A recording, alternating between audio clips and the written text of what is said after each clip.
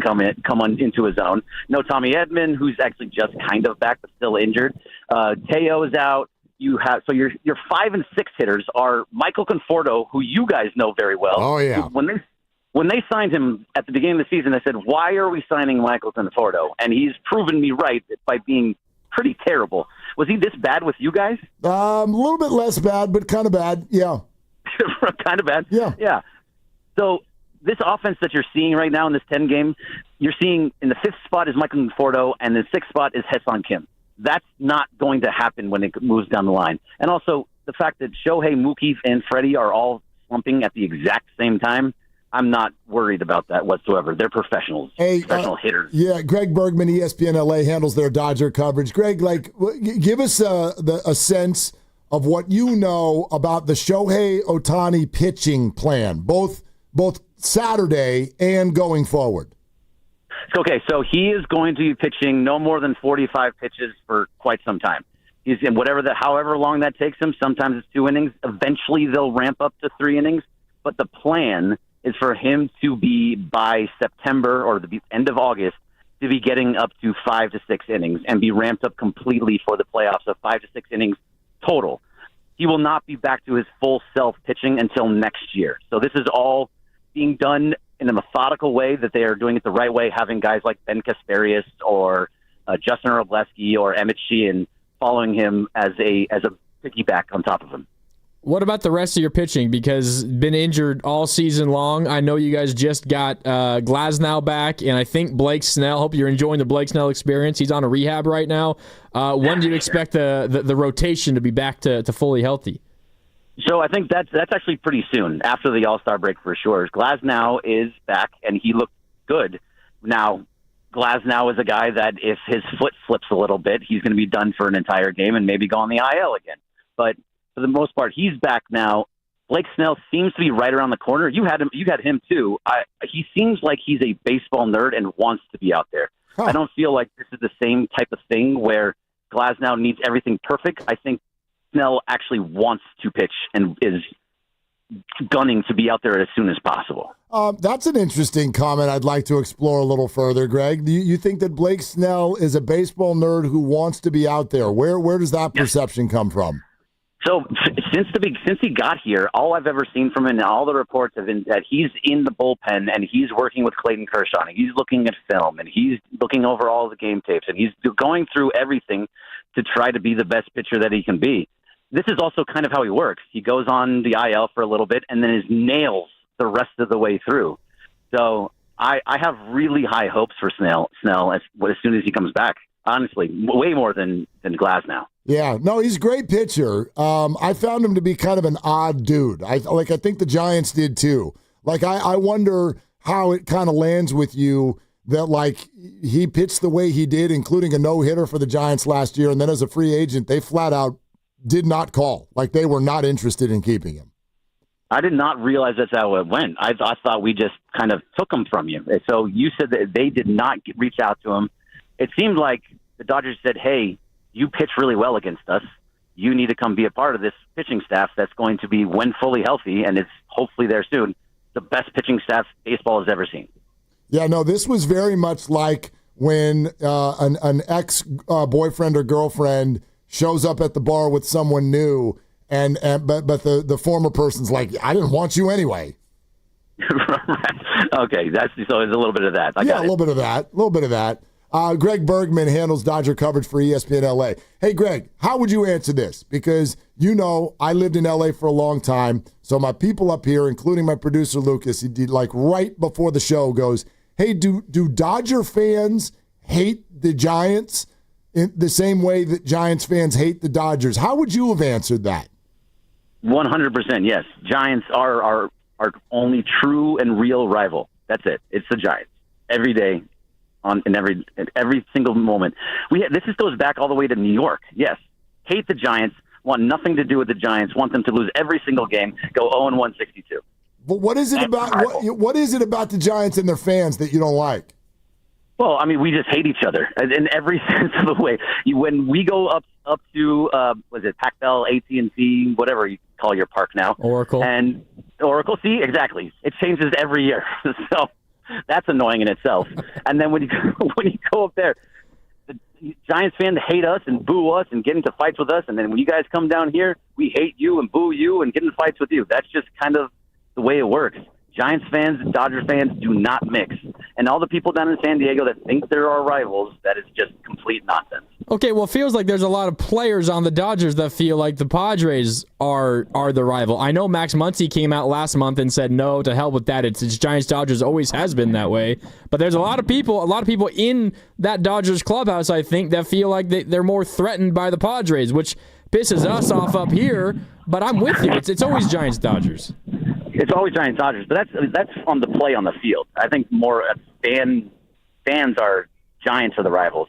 The players, and I mean, honestly, when was the last time the Giants really have been a threat to the Dodgers? It was, 2019, 2020, 2021, somewhere around there? 2021. 2021, sure. So that every other year besides that, it has been the Padres. So the players on the field are fighting with Manny Machado and Fernando Tatis. And we had Machado here, and he had that whole thing, if you remember, where he bet a Dodger fan his salary if the Dodgers won the World Series first. Didn't pay up on that, Manny, did you? So so the players, they have that back and forth. But the fans, the true fans know that is Dodgers, Giants, and that's it. You ever been up here to this ballpark, Greg? I have. It's beautiful. I love walking down the hill and being able to walk right into the stadium. My brother lived there for years, and I used to go to games all the time. It's a beautiful park. Did you ever order a hot dog while you were here? I did not. I do not eat the Dodger dog, though. The new Dodger dog is not a Dodger dog. Well, come down here. What happened? What happened? It's no longer Farmer John. And when it's not Farmer John, it's not a real Dodger dog, and it tastes completely different, and it doesn't taste good. Okay. Are you aware that the last Dodger dog sucked too? No, that's nonsense. That's just completely false. That's nonsense. I mean, I was there, Greg. I mean, I went. It's literally like in the dictionary next to overrated is a picture of that dog. 100% wrong. There's everything you're saying, and this is only saying this because you're a Giants fan and you're up in San Francisco. Hey, Greg, you guys fan of the participation trophy Kershaw got going to the All-Star game? Hey, if this was the only time it ever happened, yes, I would be a little upset by it. But this is not. It's happened before. Miguel Cabrera has had it. Albert Pujols has had it. The guy got 3,000 strikeouts, man. Doing it on one team. There's only been one left. He's the only left-hander to do it on one team. It's 20 people in total. You got to give that to Kershaw. Let him just be an honorary dude. Nothing wrong with that. Greg, you're a great sport. I will let you leave us with this. Which is more special to Dodger fans? Last year's championship or the third of a title that they won 5 years ago? That's just a shot that's not necessary. Everybody had a shot at it. You had a shot at it. It didn't work out. It is a real title, and the Lakers have a real title too, but definitely last year. Because that was fun. I was also at Game 1 where Freddie Freeman hit the Grand Slam, and it was amazing. The best sports moment of my life. So, yeah, last year's is better. Huh. That's interesting. Why is last year's better than the previous one? They're both amazing. I wasn't at any of those games. I was at the World Series, and also it was against the Yankees.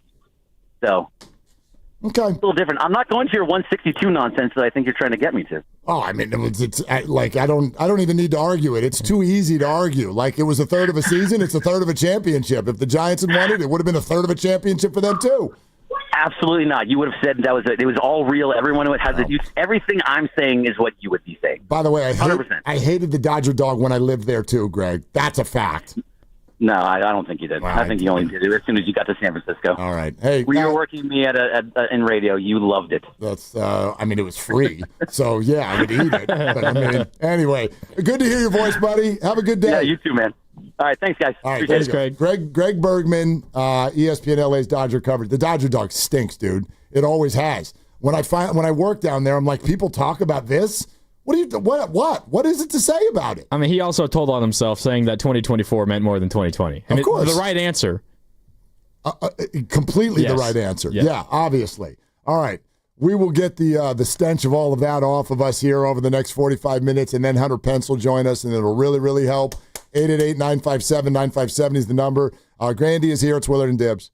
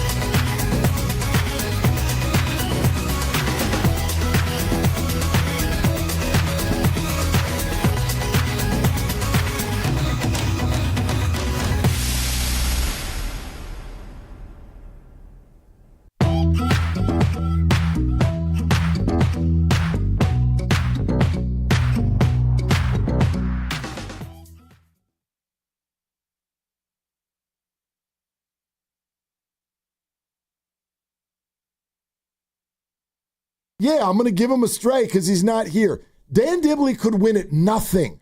Dan Dibley could win at nothing. Now, back to Will and Dibby on 95.7 The Game. I mean, I know it sounds harsh, but... Did you actually say it twice live? No, they're looping it. Nah.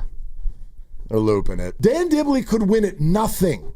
Dan Dibley could win at nothing. Yeah, that's Dan Dibley could win at nothing. on a loop. Dan Dibley could win at nothing. It appears likely that will be used again in the future. Probably. When Dan comes back. Probably. Yeah, I'm going to give him a stray because he's not here. Dan Dibley could win at nothing. Yeah. Dan Dibley could win at nothing. I mean, listen. Okay. Draymond Green, stand on what you say.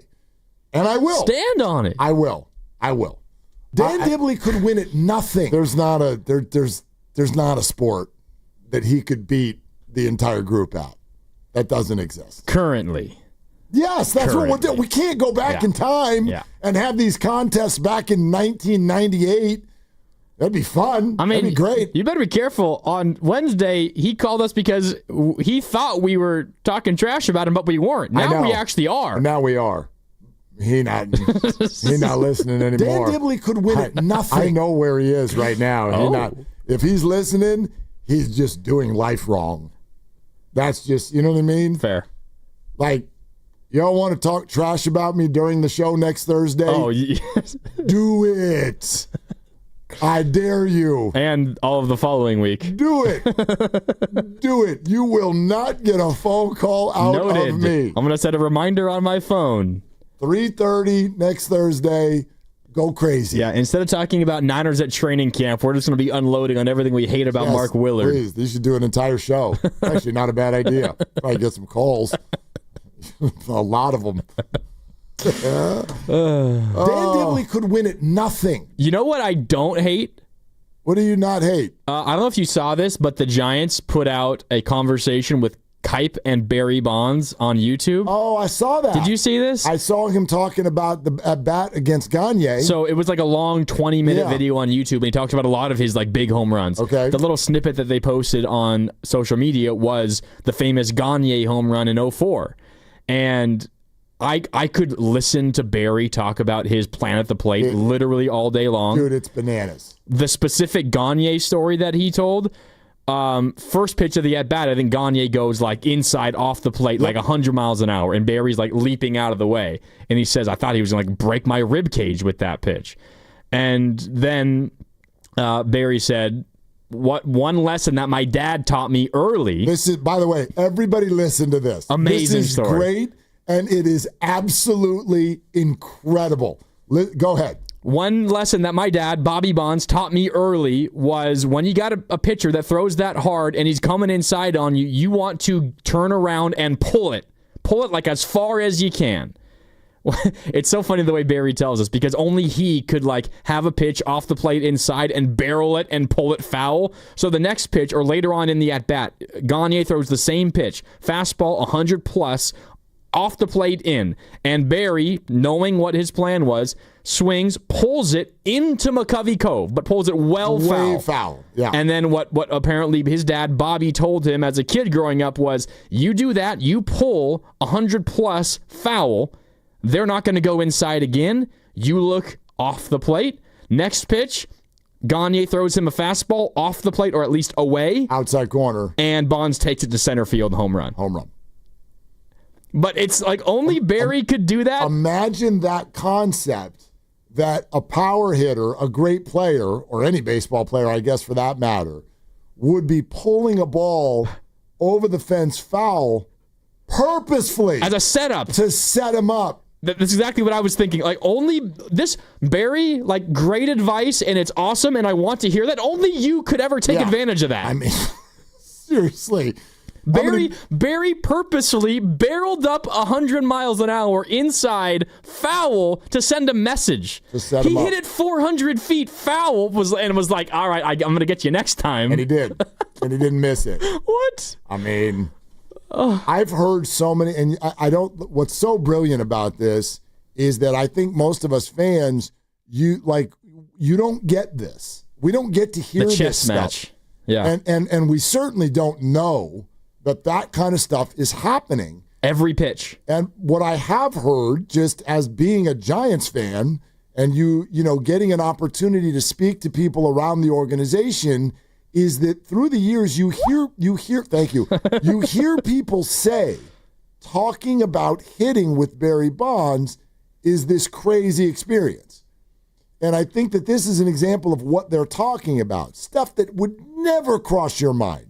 Or as a fan, you would never, ever think. Purposefully pulling that 400 feet into the water. I think simply the idea of a hitter setting up a pitcher is something that we don't think about. We think about a pitcher setting up a hitter, but we don't think about a hitter setting up a pitcher. It's kind of like listening to Deion Sanders talk about covering a great wide receiver.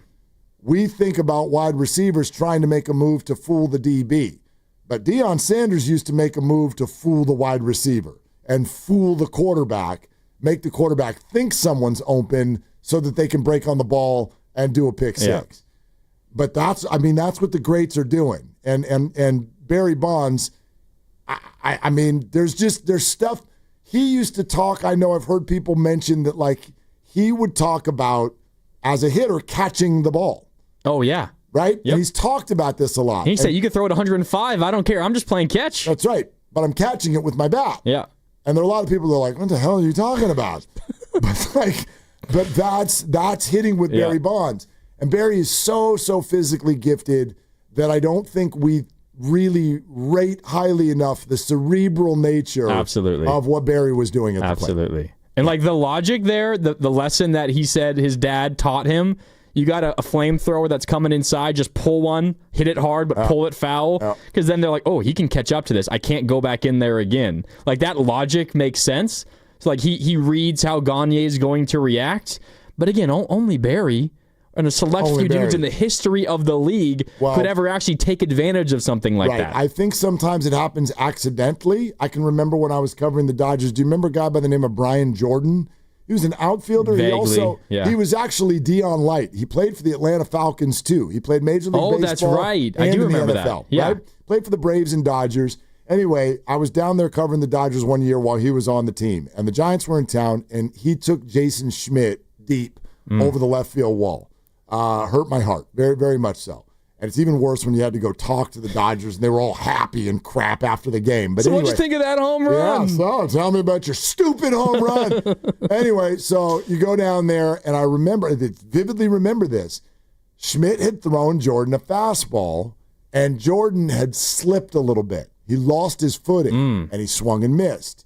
And he thought to himself immediately, he goes, I think Schmidt thinks that he blew me away with his fastball, but he didn't. I just slipped. So the very next pitch, I thought to myself, because by the way, a lot of hitting is this guesswork. Yeah. The ball's coming in 95, 100 miles an hour. He goes, next pitch, he goes, I'm ready. Like, he thinks he blew that fastball by me. He thinks I can't catch up to it. So he's going to bring it again. And I was ready for it, and I hit it into the left field bleachers. And I don't know why that stuck with me, but that was a story where I was like, but that's kind of by accident. Like, you set up a pitcher by accident. You slipped. Yeah. Barry's out here doing it on purpose.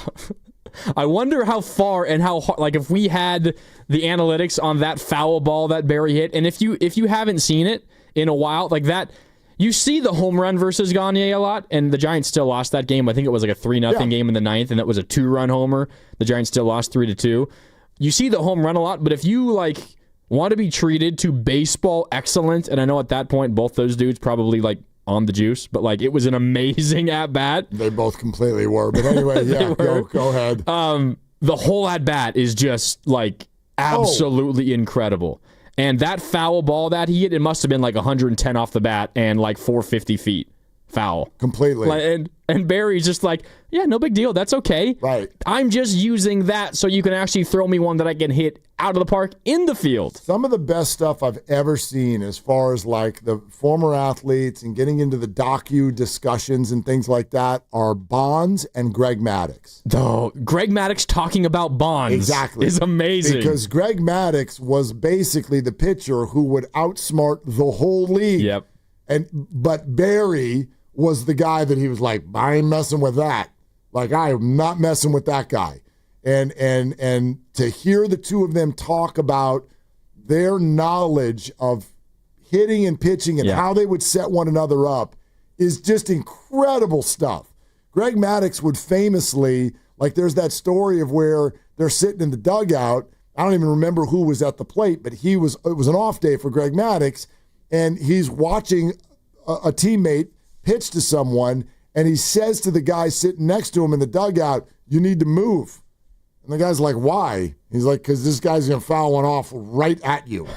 And the very next pitch, the guy moved, and a line drive came flying right by there. Wow. The understanding of angles and the speed with which things are coming. Maddux was the best at that. Absolutely fascinating. And that's the stuff where it's like, we have no clue that stuff is happening. Yeah. And as far as like Barry Bonds goes, one, it's amazing that I hope that this continues and you see more of him talking about things like that, because I could listen to it for hours upon hours. The one thing about Barry was obviously an amazing physical specimen and an athlete, and in terms of like hand-eye coordination and bat to ball, there are very few people, if any, who are better than him at that in the history of baseball. A lot of people, at least people outside of this market, will always just say, well, he was on the juice. He wasn't anywhere near that good. And of course, he cheated, like whatever. It happened. We also, I think, generally, when we talk about Barry Bonds, we drastically downplay just how smart he was and how he used his brain to beat everybody. You have to be to perform that well. Okay, this conversation that we're referencing, Lucas has it here. Take a listen. So this is Kipe and Barry Bonds. The showdown in 2004 with you and Eric Gagne. I said, you're the most dominant. You are the dominant, not most. You are the dominant pitcher. If you have no chance of losing, quit throwing me that rinky-dink curveball and all the other stuff. Come at me. You throw 104 miles an hour. Challenge me. Let's go mano a mano. I thought he broke my rib cage because he came in tight, and that was like 101. When he cut me inside, I was like, oh, no. So at some point you knew it was on. I knew it was on. Now you'll see me stare him down going, that wasn't the deal, brother.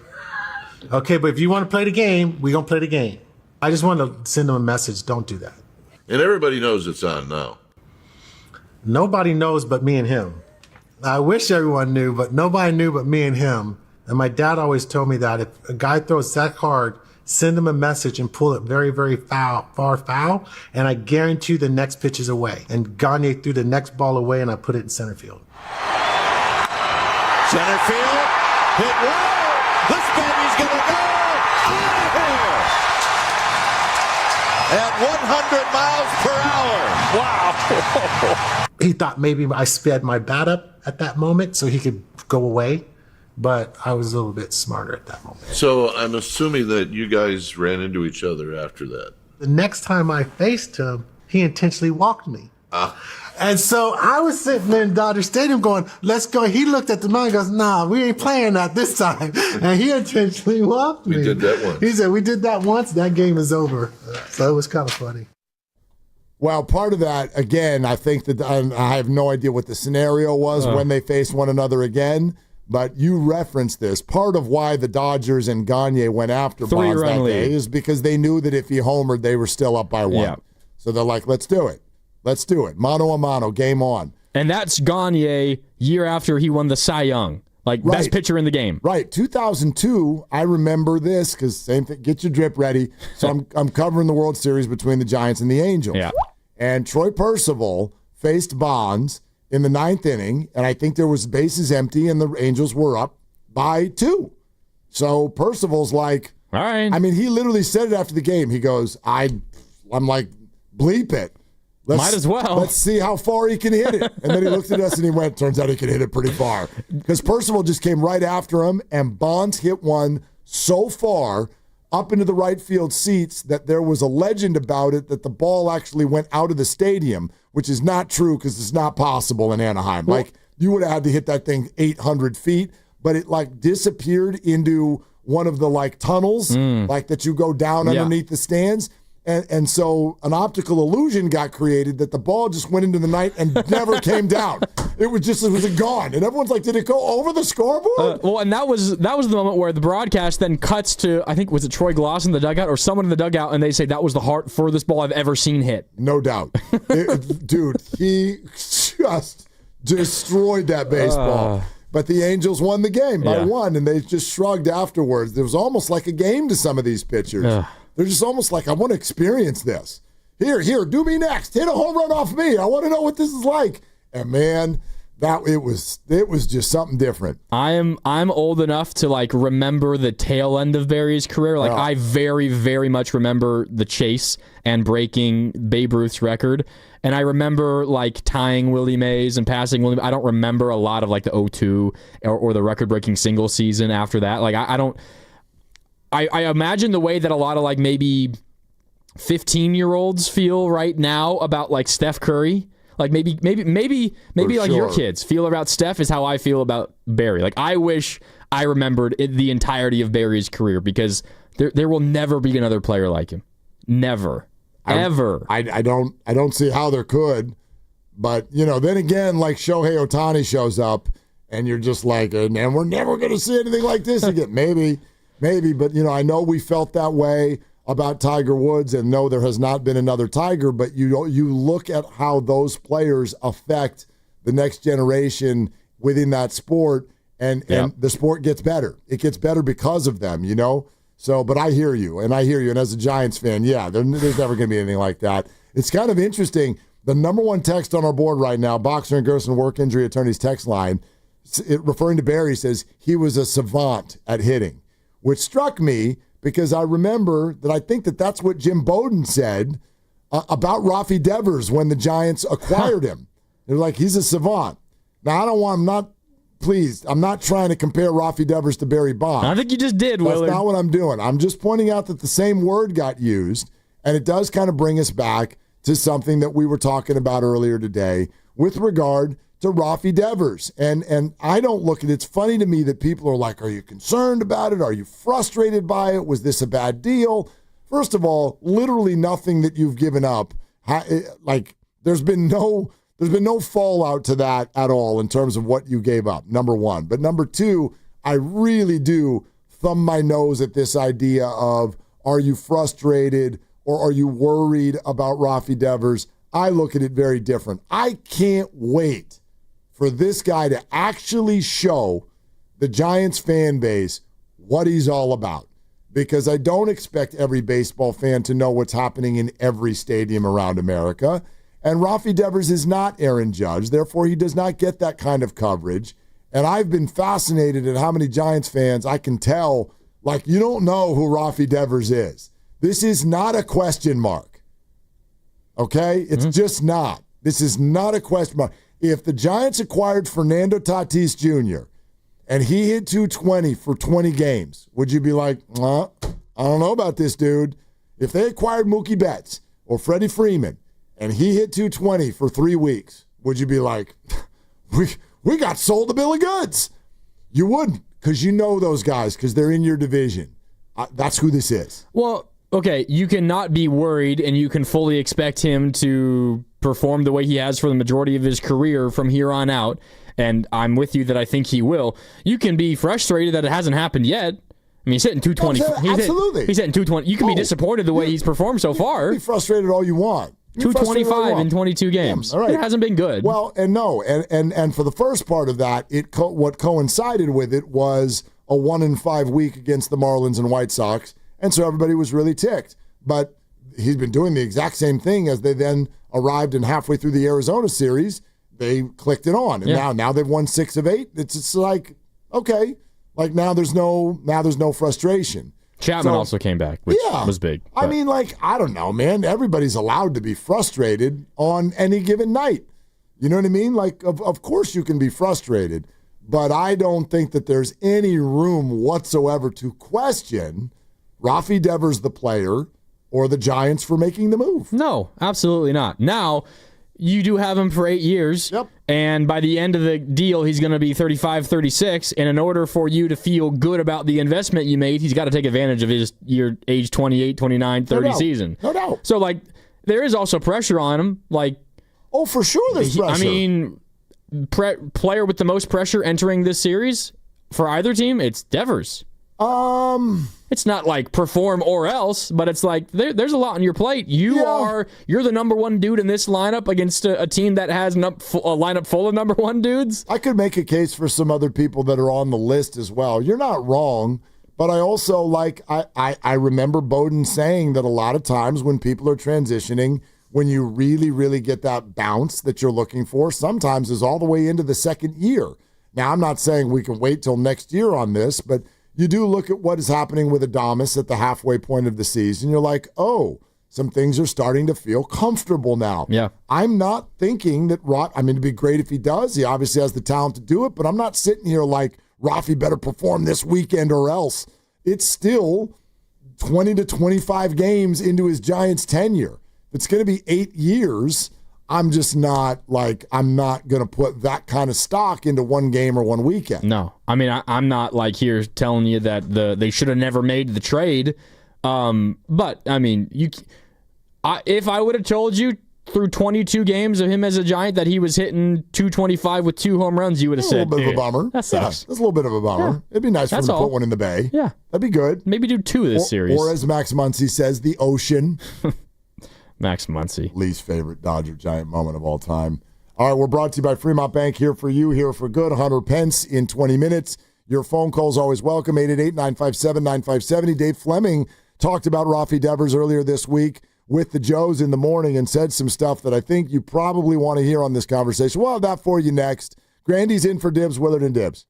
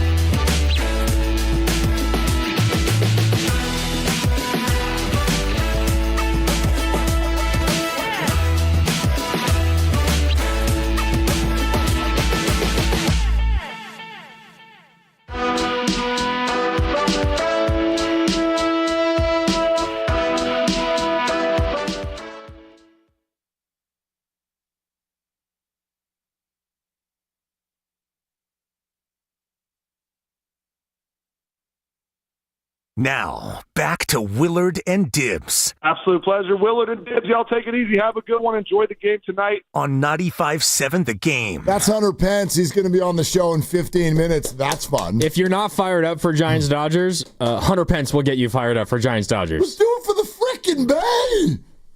Dodgers? Hell no. Exactly. You're listening to 95.7 The Game. KGMZ FM and HD1 San Francisco and Odyssey Sports Station in the home of the Golden State Warriors and Valkyries. Always live on the free Odyssey app. Coming to you live from the Laughing Monk Studio. Speaking of the Warriors. Do we have news? No. No. I'm not going to do speaking of the Warriors. They just traded Jonathan Kuminga to Washington. No. Lucas would hit the thingamabob if he knows where it is. Do you know where the thing is? He could find that one. Okay. He couldn't find the Hunter Pence drops we just did ourselves, but Yeah, don't do the half hit thing like Grandy does, because now that's too sensitive for people right now. But I thought, listen, it's Tahoe and everybody's chilling and just kind of like, whatever, we're all golfing and throwing stuff up against the wall and these kinds of things. But it did feel interesting yesterday that both Currys, Steph and Seth, said some things that were like,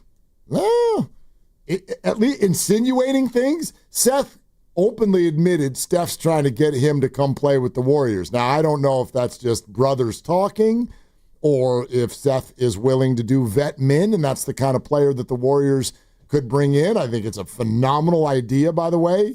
He's a knockdown shooter. hell yeah. From the outside, he's well over 40% last year. 45%, I think. Yeah, he led the league. And then Steph, I don't even know if it was just like a word slip, but he literally made it sound like the Al Horford thing is done. And so when we announce it, and then he's like, but now if, and then when that stuff all goes down, I'll talk about it then.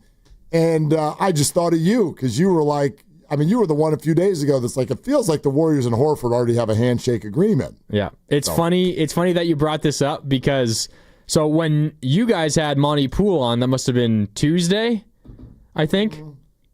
Monday, Tuesday, whatever. It was earlier this week. It was Tuesday. And he said the Warriors are banking on Horford playing, but from what I hear, he's still mulling retirement. Right. Is what Monty said. And I put that tweet out, and then I quote tweeted it myself, and I was like, the way that I view this is I think he's decided that he wants to play, and he wants to play for the Warriors, but the only thing holding this up is Kuminga, and maybe if Kuminga is traded, the Warriors can get Horford a little bit more money. So my take is they have a handshake agreement in place. And it's funny because on the text line earlier today, just a little bit ago, the 714 pointed out there's an article on Yahoo that picked up my tweet and says, I am reporting the Warriors have a handshake agreement in place with Al Horford. It's not sourced material, not sourced information. That's just my read on the situation. Dude, there are certain, this is a very quick aside, there are certain media outlets that have fallen so far, it's really disastrous. Sports Illustrated, Yahoo, Newsweek. I know. I knew you were going there, and it's true. Newsweek wrote a whole article because I said, like, Giannis to the Warriors makes no sense. I'm out. And they're like, head-scratching tape from Dummy in the Bay. Like, whatever. Like, is this? And by the way, you know what? I'm going to hit somebody local in the face, SF Gate. Like, you guys, what are you doing with your time?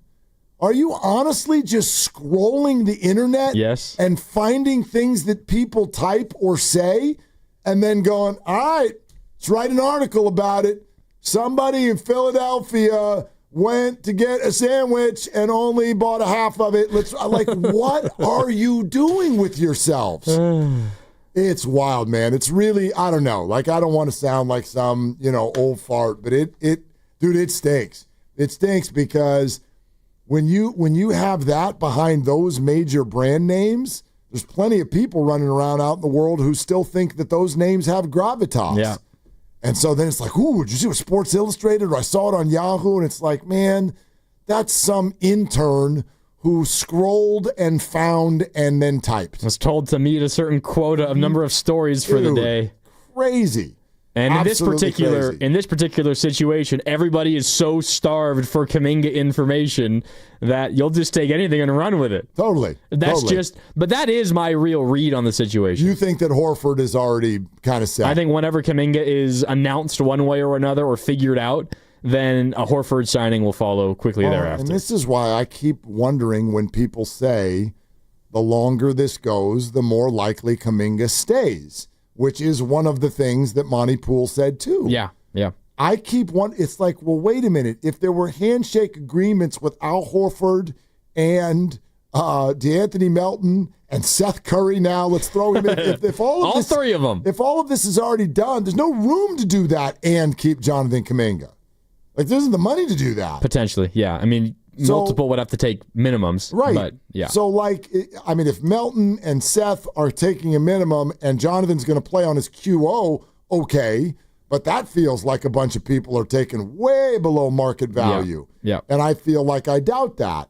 So I keep thinking to myself that if there were handshake agreements with all of these other players, it's under the covers of the idea that the Warriors do believe that there is a Jonathan Kuminga sign and trade, also, air quotes, in place, but for whatever reason has not been finalized or figured out or whatever, because sign and trades do actually have three parties. It's not two parties making a trade. It's three. You have to agree on the contract, too. Right. You have the team A, team B, and then the player. Yeah. Right? And Jonathan's got to agree to a deal. What makes it so difficult is a team that the Warriors would be trading with have to get both things right. They have to get the return to the Warriors that the Warriors find acceptable, and they have to give the contract to Kuminga that Kuminga finds acceptable. I don't know, man. The more I think about it, and then you start bringing up, and then Ramona's article about LeBron. They're calling. And she only mentions the Warriors as the team that started to scramble to put an offer together as soon as LeBron's agent put that statement out following him picking up his option. Like, if you just start, I don't know, man. You put all of that into one bucket, it makes me feel like this silence and this time that keeps going by, which is frustrating to the fan base, it makes me feel like the reason for that is not because the Warriors can't do anything. It's because they're working on something. And you mean something more than just a Kuminga sign and trade. But I find that to be big enough on its own. Like, I'm not saying LeBron is coming to the Warriors, but I think that, and Kawakami mentioned this at one point, that there was, the Warriors have a plan, and it is kind of a staircase. And so one thing might work and might not. And if it does, great. And if it doesn't, it's like those old, kind of choose your own adventure books. It's like, all right, let's do this page. If that works, we're going this way. If not, then we're going that way. It's like sliding doors. So they're going through that staircase. I don't know if it's going right or going left, but they have a plan and they were going to work through that step by step. And so that's my read on this time that feels like nothingness. That's all. I don't believe that the Warriors are being passive right now at all. Yeah, it is interesting that the Warriors are the only team that Ramona name dropped in her story on ESPN today, because the Warriors' call was in response to LeBron's camp putting out that statement, which was, 2 weeks ago now? At least. 2 weeks, something like that. Yeah. We understand the difficulty in winning now while preparing for the future. We want to evaluate what's best for LeBron at this stage in his life and career. And then Ramona eventually goes on to write, a handful of teams, including the Golden State Warriors, who tried to trade for James in 2023-24, considered again whether to make an offer, sources said. My mind keeps going back to a few things. And she also mentions that a bunch of GMs around the league translated that Rich Paul statement as a goodbye letter. He's upset and he wants out. Not everybody felt that way, but a lot did. And then I also keep going back to Shams going the craziest offseason of all time, which it clearly has not been. But is that simply because a bunch of stuff hasn't fallen yet? I don't know. Everyone's going in there. Like, he said that, and I was like, who, Giannis? Well, Giannis is still in the Bucks. LeBron is still on the Lakers. The only big thing that's gone down is the one that we already knew was going to go down. I guess it depends how you define craziest offseason. Crazy in the sense that nothing big happens? Yeah, that's pretty crazy. Normally something big happens. The biggest thing that happened is Dame getting... And Dame. That was Miles Turner to Milwaukee. That was wild. That was wild. Not expected. And Dame still sits out there. Yeah. So Dame Lillard is sitting there. The LeBron situation is not figured out. The Kuminga situation is not figured out. The Bradley Beal situation is not figured out. I'm probably forgetting some other names too. Devin Booker is now making $72.5 million a year. God bless him. Well, in a few years he will be. God bless him. Yeah. So anyway, Hunter Pence is about to join us. And then next week, it's our All-Star Week prize blowout. So every day, every show, we've got massive things to give away, okay? Warriors prize packs, Giants prize packs, day pass to outside lands. Don't tell my kids. They will literally come down to the station if they hear me say that. 4 day passes to Aftershock, gift cards for Valkyrie's merch, and Laughing Monk Brewing. 7:30 a.m., 12:30 p.m., 4:30 p.m. every day, every show, all week long, okay? And that all starts on Monday. We're going to have a whole lot of fun with that. 888-957-9570 is the number. Hunter Pence for the frickin' Bay is going to join us next on Willard and Dibs.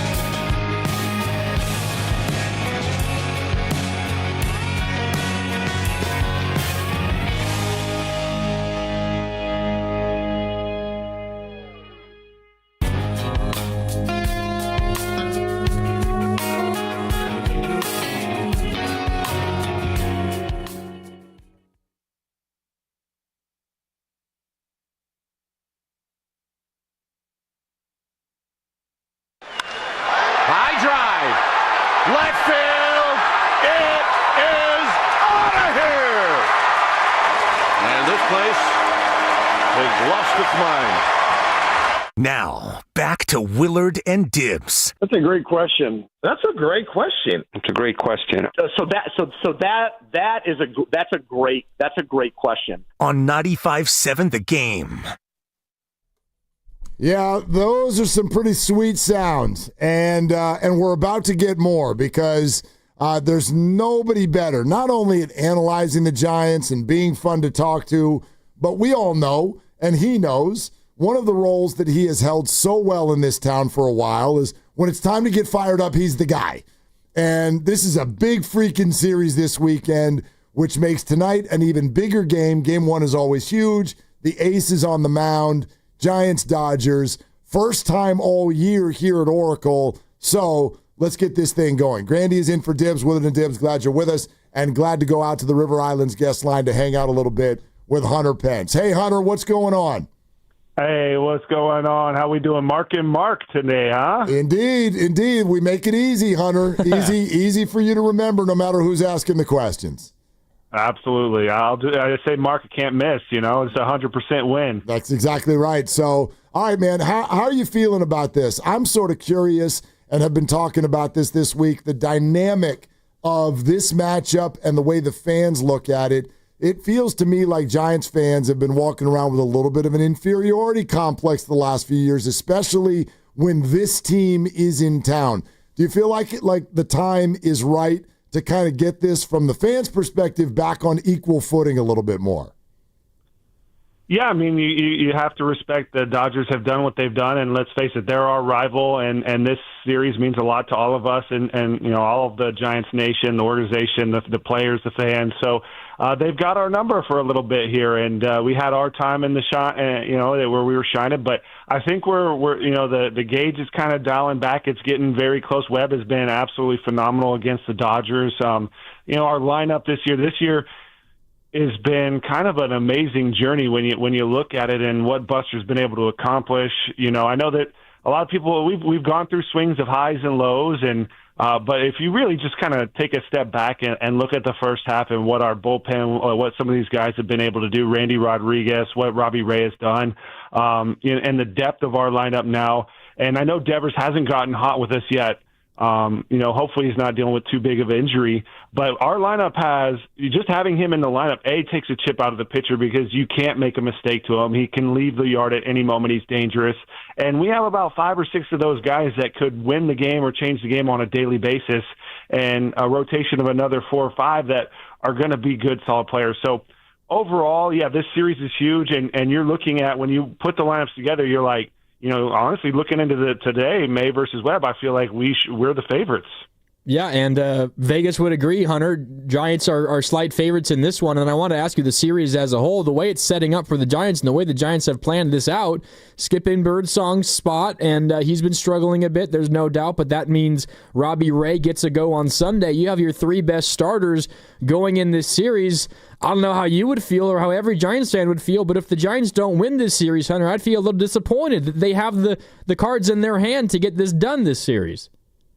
Yeah, and I mean, and that, look, it's a long season, and this series is going to be exciting, and it means a lot to everyone. But I wouldn't look at it like if we lose this series, this season is over, because that's not true. I think that they've built a foundation, they've built a fortitude, and honestly, part of the beauty of baseball is overcoming the adversities. Now, it will be exciting, and we do have, you're looking at Webb, Roop, and Ray going into this series. It's like, let's play some ball. We have Chapman and Schmidt back healthy. You're feeling like kind of all cylinders are starting to get turning at the same time, which is a great feeling. You're seeing a couple of guys, like you look up at Adames and like, man, he had just a horrendous tough time to start, which can happen to anyone, but like he's produced so many runs. He's been in there every day. He's bringing energy every day. And, over the last, almost month, he's been probably one of the best shortstops in the league. So we're kind of seeing that glimpse, him figure that out. So there's a lot of stuff to be excited about. Now, I don't want to go into this and be like, we're expecting to win the series. We believe in these guys. This is a home series. And you're right. I feel like the needle is starting to turn, where there's definitely, Dodgers aren't coming in here chest out. We're going to get this series unless there's a fluke. This is going to be a dogfight, and it's going to be exciting. Hunter Pence is with us here on Willard and Dibs, 95.7 The Game. Hunter, especially as somebody who came to the Giants as a midseason acquisition, I wonder what you see in Devers right now and what you can share about the difficulties of transitioning to a new team mid-year. Yeah, I mean, it's a unique situation. There's a massive emotional shift. Like his whole livelihood, he's spent, I don't even know how many years exactly, but, his minor leagues, he's probably his only organization. He's had World Series ties there. There's a history, there's a rhythm, there's a comfortability. You got to meet a whole new staff, a whole new organization, a whole new coast. I definitely feel a little bit tough for him because it's been such an emotional year. I think he's come out and given it bats, battling some health things. He's a pro hitter that wants to get out and play the game, wants to win. I saw just his reaction in one of the games in Arizona. I think Adames hit a home run, and he had struck out, and he was having a tough time. And I saw him just glowing, happy. He's playing some team baseball, and this is the kind of guy you want, the kind of guy you want to support. And get behind. And I know there's been some pressure on him because it hasn't happened right away.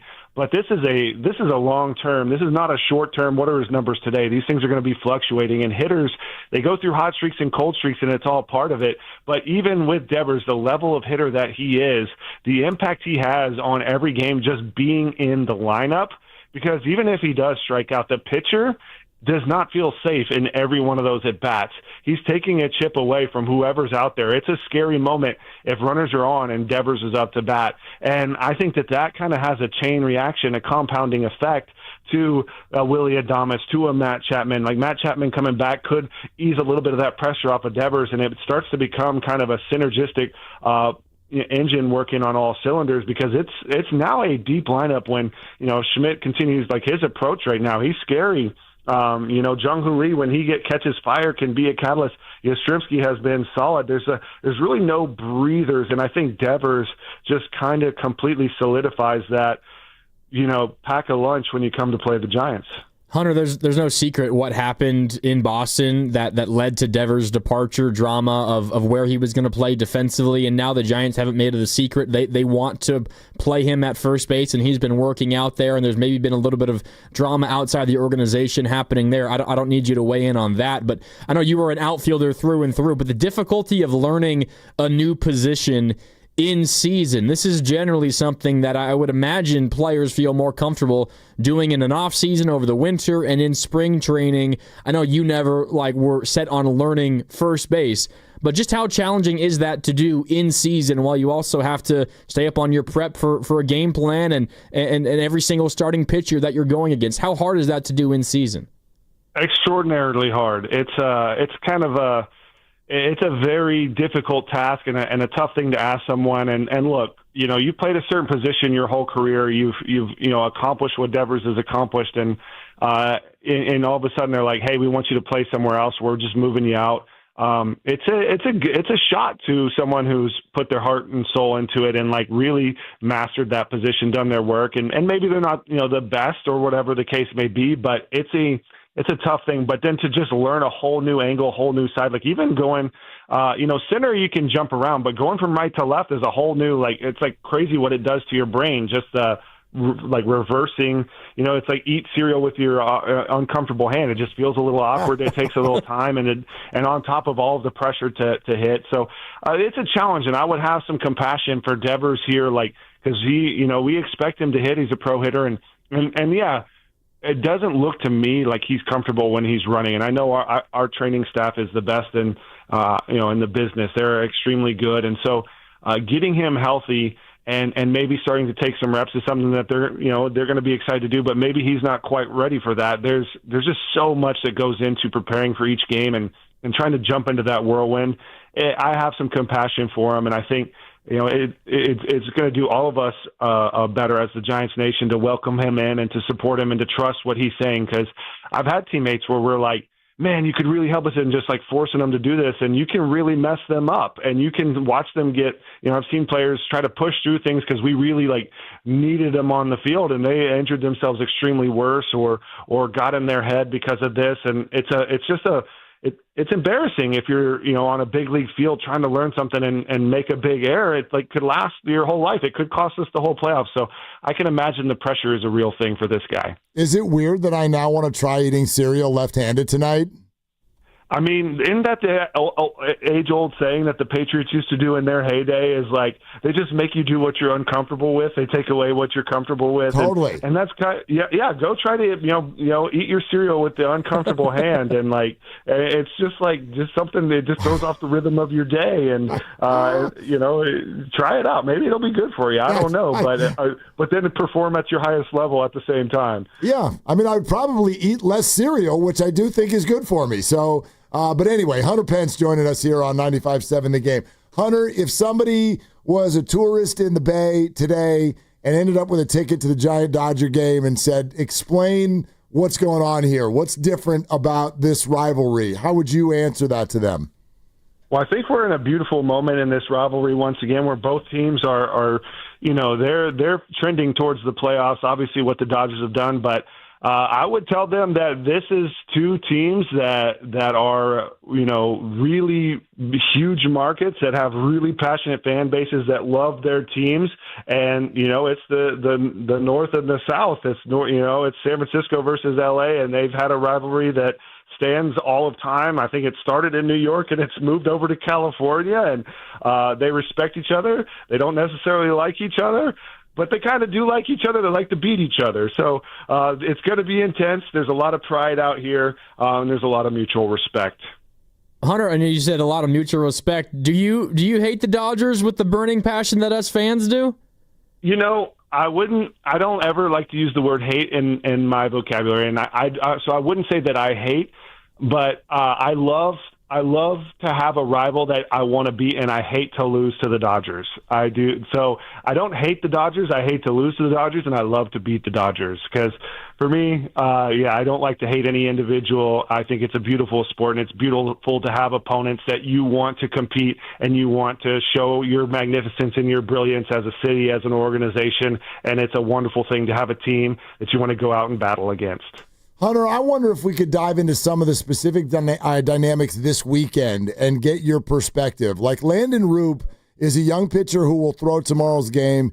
The last time he faced the Dodgers in L.A. was easily his worst start of the year. What's that like when you struggled against a certain group and then you got to go do it again? Yeah, Landon is he's a fiery guy. I don't think that it's going to knock his confidence or he's going to shy away from anything. I think he's going to go into the lab and he's going to look at what happened. He's going to analyze what happened, and he's going to be cooking up a new approach, or maybe he tried to overamp something, or maybe he had a plan of attack that they were on top of before. So, I think that he's going to be in the lab and he's going to be cooking, and he's going to come back a little bit more red, a little bit more focused. And I know he has something to prove, and I believe in Landon Roop. So I'm definitely excited anytime the Giants are giving him the ball against the Dodgers or anybody. Hunter, when you have a marquee matchup like this and your biggest rival is in town and it's a Friday night and you're in your own ballpark and you got your ace going and you're playing right field behind Matt Cain or Madison Bumgarner or whoever's out there today for the Giants playing behind Logan Webb, what does it do for the rest of you guys when you've got your horse on the bump for a game like this? Oh man, these games are huge. It's you can't wait for the game. All day long. You're just fired up to get out there and get after it. And it felt like it was always, either Lincecum and Kershaw, Bum and Kershaw, and Greinke and Kane, and whoever the case may be. They always had just the big horses, and we always, it was just a clash, and it was just what you live for. Like, if you want to beat the best, you want to earn it. If you want to be the best, you got to beat the best.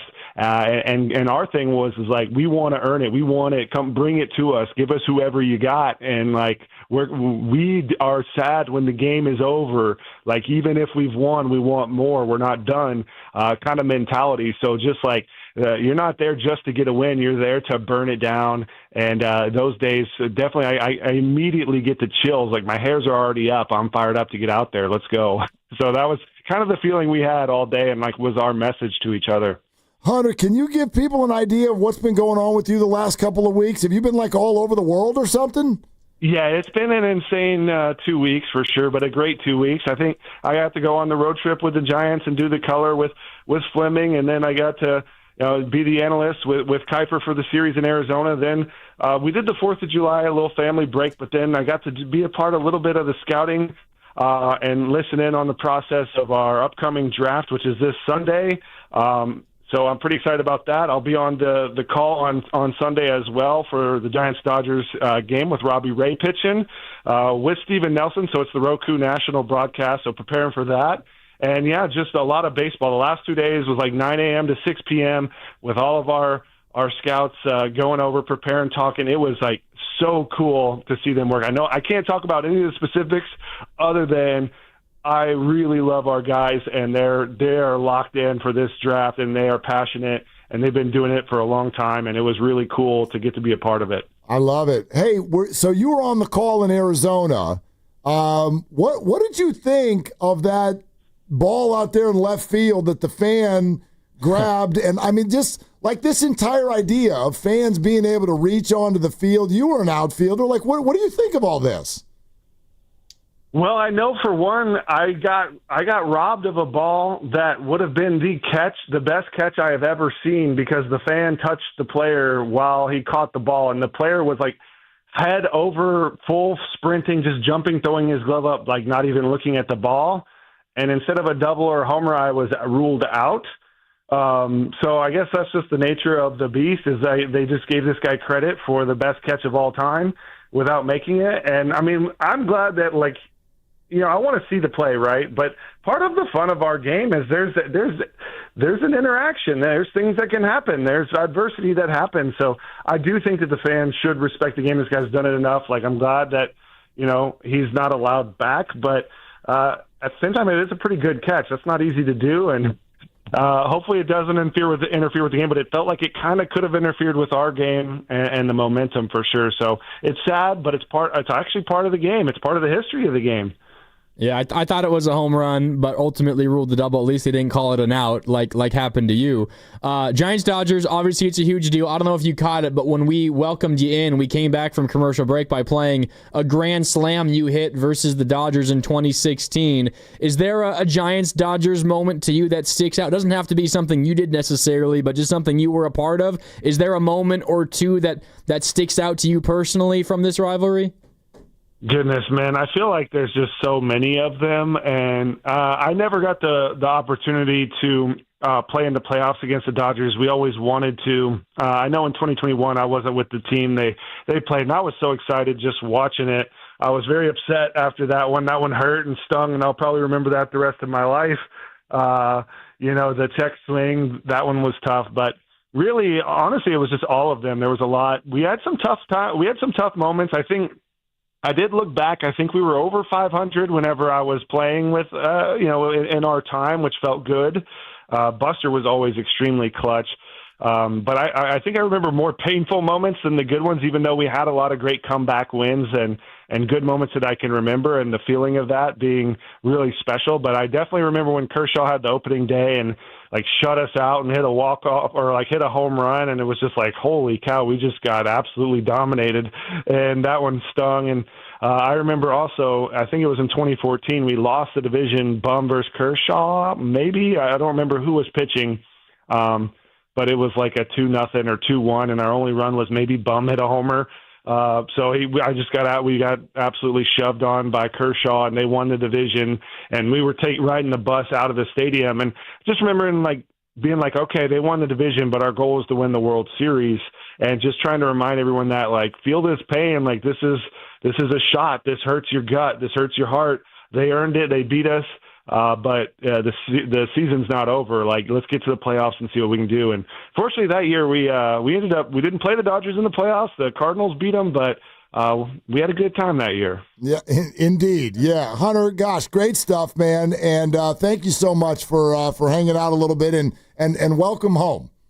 All right, thank you, Dibs. Thank you, Mark. It was a pleasure, and enjoy the series. But remember, if we win the series, we haven't won everything yet. And if we lose the series, we're not out of it yet. But let's win the series. Let's win the series. Sir. Let's win the series. Hunter, thanks, man. All right, take care. All right, there he goes. That's Hunter Pence, and that might have been right there at the end. That might have been the worst moment of my career. I don't know. I don't know how many people caught that. The funny thing was he talked about it off the jump. Exactly. He's like, all I have to do is just keep saying Mark, and I know that I'll bat 1,000. And then you say bye, and he says, thanks, Dibs. Thanks, Mark. Thanks, Dibs. Damn. That was rough. Dan Dibley could win at nothing. That's true, too. By the way, all of this happening while I'm getting text messages during the interview from my 11-year-old son, and you will not believe what he's texting me about. Uh-oh. What? Well, first of all, and this is what happens. It's summer. He's not in camp this week because there's some traveling going on. And so, like, we have to always battle about how much TV because, like, there's nothing going on. Take your scooter, go to the park, whatever. Take the dog for a walk. But anyway, so I guess he's done all that stuff. And so I just got the text. He knows that I'm going to be done here in about a little bit over an hour. Yep. We're going to watch the game tonight. But he knows how to get me. It's not, Dad, can I turn the TV on? Dad, can I watch baseball? He knows how to ask a sports radio host. He's not like, can I watch cartoons? Can I watch baseball? Well, what am I going to say? It's Friday afternoon. Yeah, man, go ahead. Turn on some baseball. And then he does the whole, like, love you, can't wait to watch more baseball with you later tonight. Aww. And I'm like, all right, enough buttering up. Like, you got your TV on, bud. Just, like, leave it there. So then he sends me a screenshot.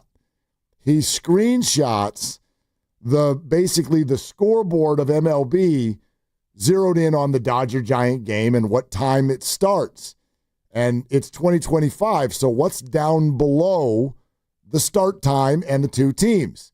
Let's go live to our degenerate headquarters next door. What's right below the names of the two teams? The odds.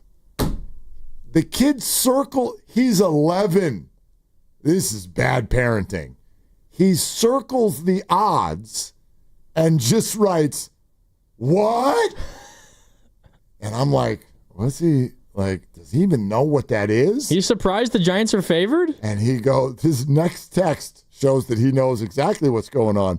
He goes, I know Logan is pitching, but still, Dad, I've never been so happy. My son is at 11. He's not had a day in middle school yet. He is circling the odds and is walking on cloud 9 because the Giants are favored tonight. Let's go. Yeah. I think Child Protective Services is on the way to my house. 1-800-GAMBLER. Good Lord. Yeah, I've done a few things wrong here. And I could blame his older brother, and that's probably true. I mean, because that kid's in the other room doing all of this stuff all day long. So, all right, let's go with that. Let's blame the older brother. Sounds good to me. I don't, like, hey, plus 130, what do you think, kid? Like, I don't do that with him. Jeez. I know we got to hit a break. We do have a Rafael Devers update from Bob Melvin. We'll get to on the other side. Okay, we're going to do that. 888-957-9570. We're also about 20 minutes away from Trev's Chirps, who's going to be at Giants-Dodgers games this weekend.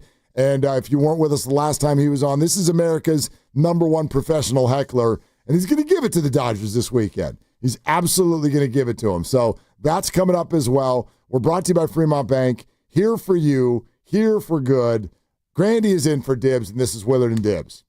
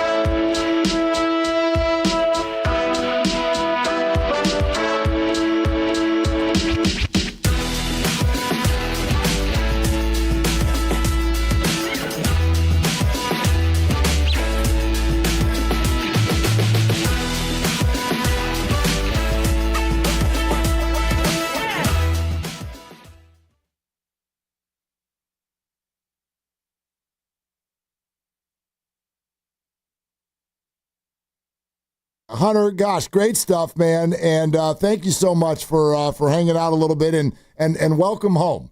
All right. Thank you, Dibs. Thank you, Mark. Thank you, Dibs. Thank you, Mark. Now, back to Will and Dibby on 95.7 The Game. Listen, the second thing he said was thank you, Mark. I'm going with that. I'm going to take that one to bed with me tonight. He's talking to me. Nah. Yeah. Nah. Yeah. He forgot you were here. Thank you, Dibs. Thank you, Mark. Thank you, Dibs. Thank you, Mark with a C. That's what it was. Yeah.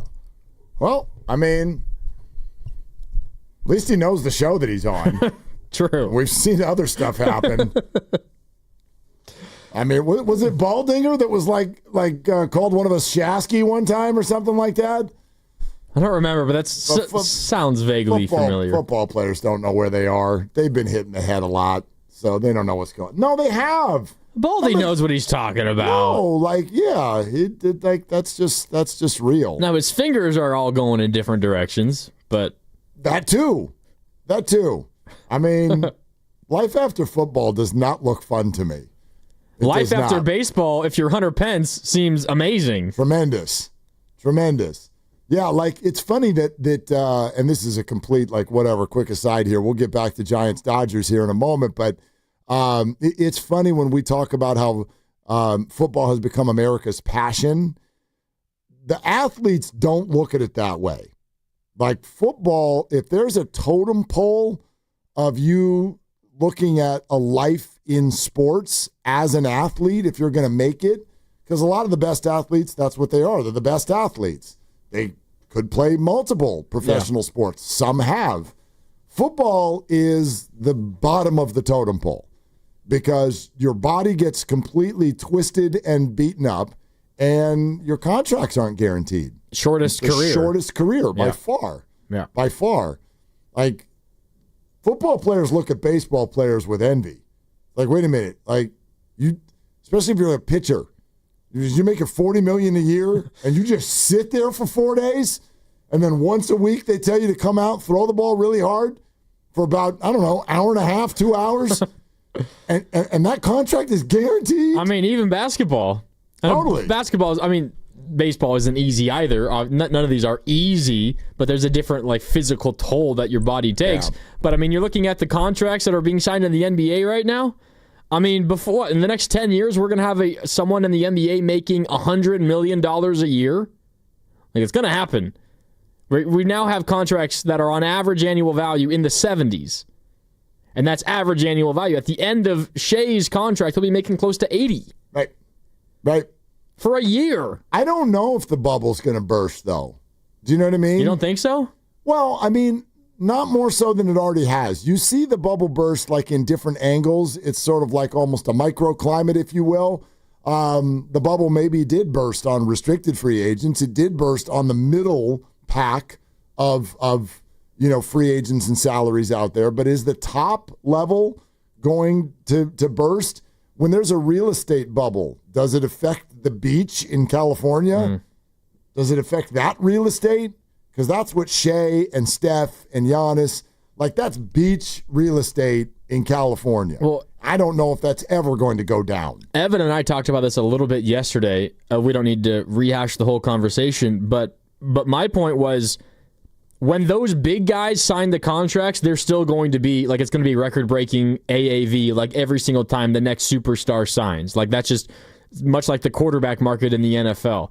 My question or my thought was, I wonder if there will come a point where teams whose sole purpose is to try to win basketball games look at an $80 million per year number and say, I don't know if that's the best way to build a winning basketball team anymore. Well, we did a lot of this last week and even this week, this idea of where the NBA has gone with the CBA and how it essentially leaves out fans, because I don't want to have to get a doctorate to understand what the hell you all are doing with your aprons and your caps and your bird rights and your trade exceptions and all these things that, I think most fans don't understand and don't want to understand. It doesn't mean everybody listening doesn't understand it, but it's pretty intricate stuff.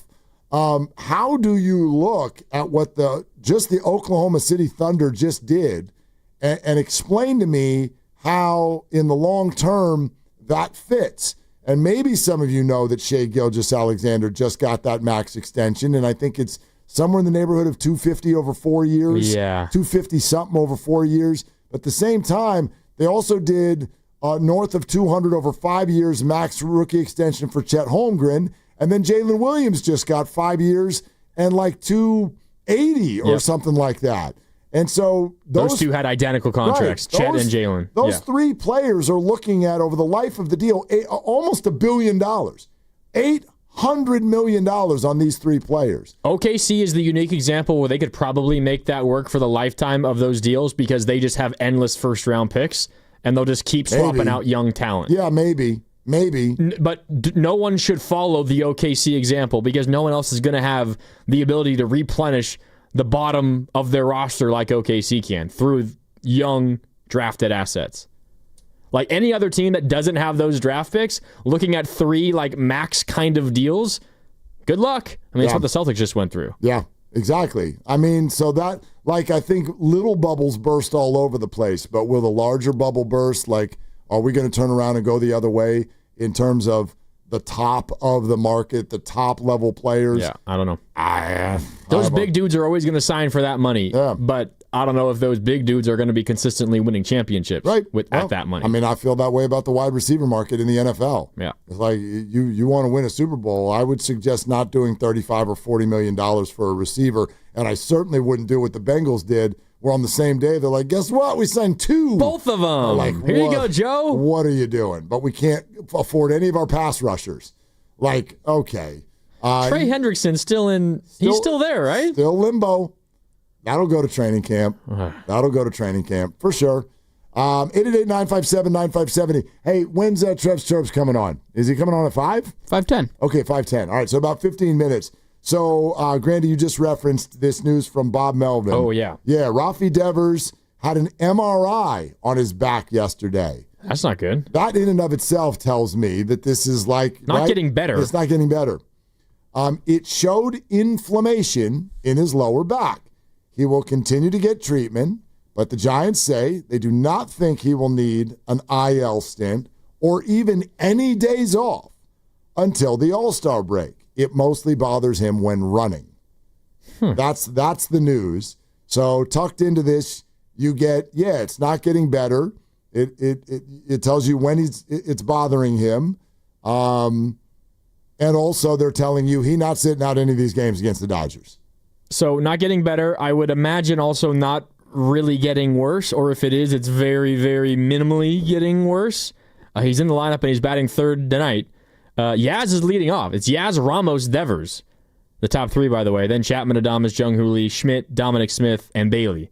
The lineup today. But that's all those analytics. I wonder if Yaz has some good numbers against Dustin May or something. Yeah, probably. Something that's leading to that. But that is a little scary that they got to a point where they felt like an MRI was needed. Well, yeah, it's obviously still bothering him. And here's another thing. I don't buy it. Buy what? I don't buy that it only bothers him when he's running. I don't buy it. And I think it's funny that we listen to what the athletes say about their health. They're lying.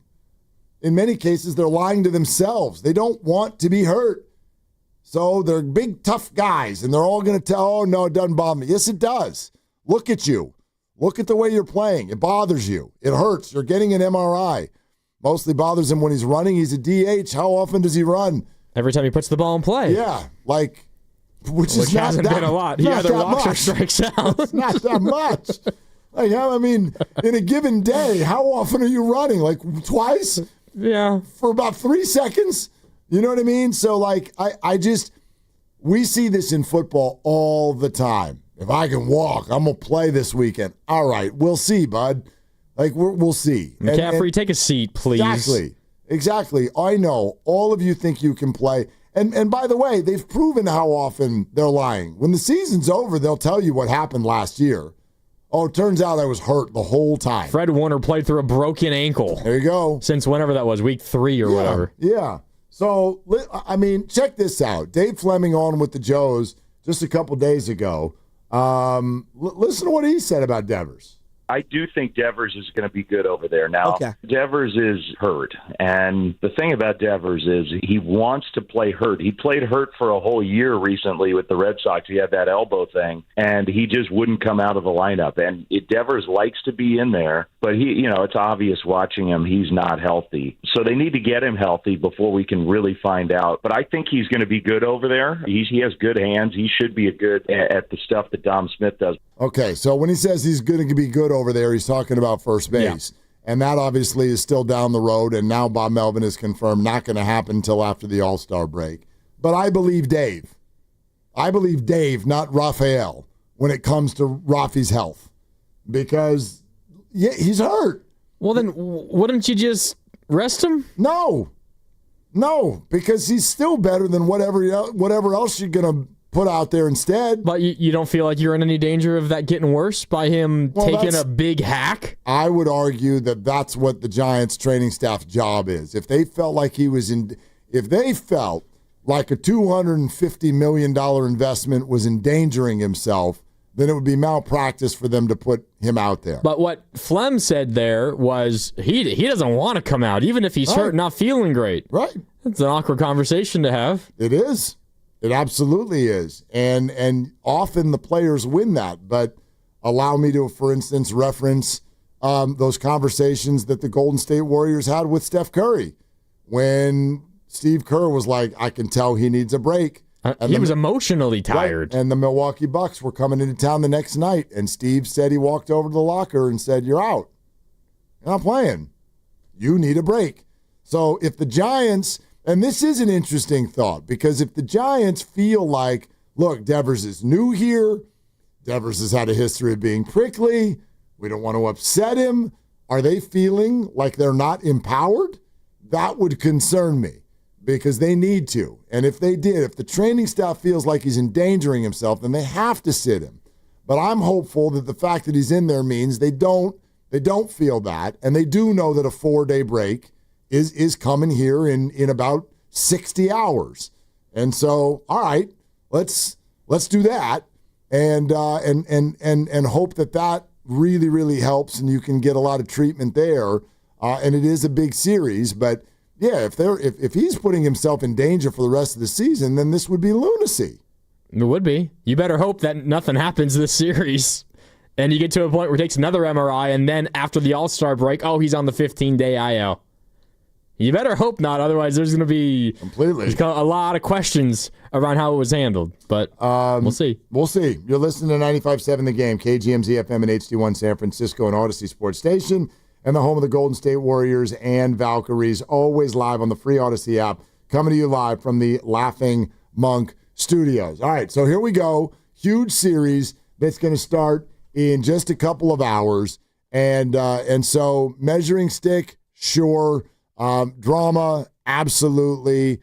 But there's two things that are on my mind today as we started this show. One of them I'll hold here for a second because I do think it's sort of a broader idea with the Giants, but the zeroing in kind of smaller concept for me is I look, I'm not going tonight. I wish that I was. I'll be there. I would. Well, great. Then report back to me on what you see in terms of the mental wellness of Giants fans. Okay.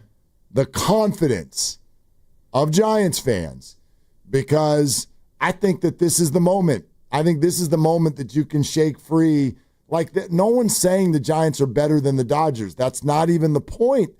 I don't know why you need to even feel like you're the better team to go into your stadium and feel like you've got a shot to win this thing. But if you do want a spotlight tonight, Vegas says you're the favorite tonight. So you're the favorite tonight. Enough of this I wish we had some hitters and all. I'm so tired of that. To me, that stuff is expired. You got some dudes that are going through it at the plate right now. Like Ramos hasn't been amazing of late. We just talked about Devers. Jung-Hoo Lee has been struggling for quite a while now. You have some guys that aren't playing great, but I'll just read you the lineup. Again, Yastrzemski, Ramos, Devers, Chapman, Adames, Jung-Hoo Lee, Schmidt, Dominic Smith, and Patrick Bailey. That's not a bad lineup by any stretch. Not at all. The only bat that isn't in there that you would consider one of the Giants' better ones is Flores. And they do have a little bit of an issue in terms of DH and first base right now until Devers can play first, because you can't get Devers and Flores in the lineup together all that often because of what Flores' physical issues. But that's a pretty damn good lineup. And then you have a Cy Young candidate, all-star pitcher on the bump.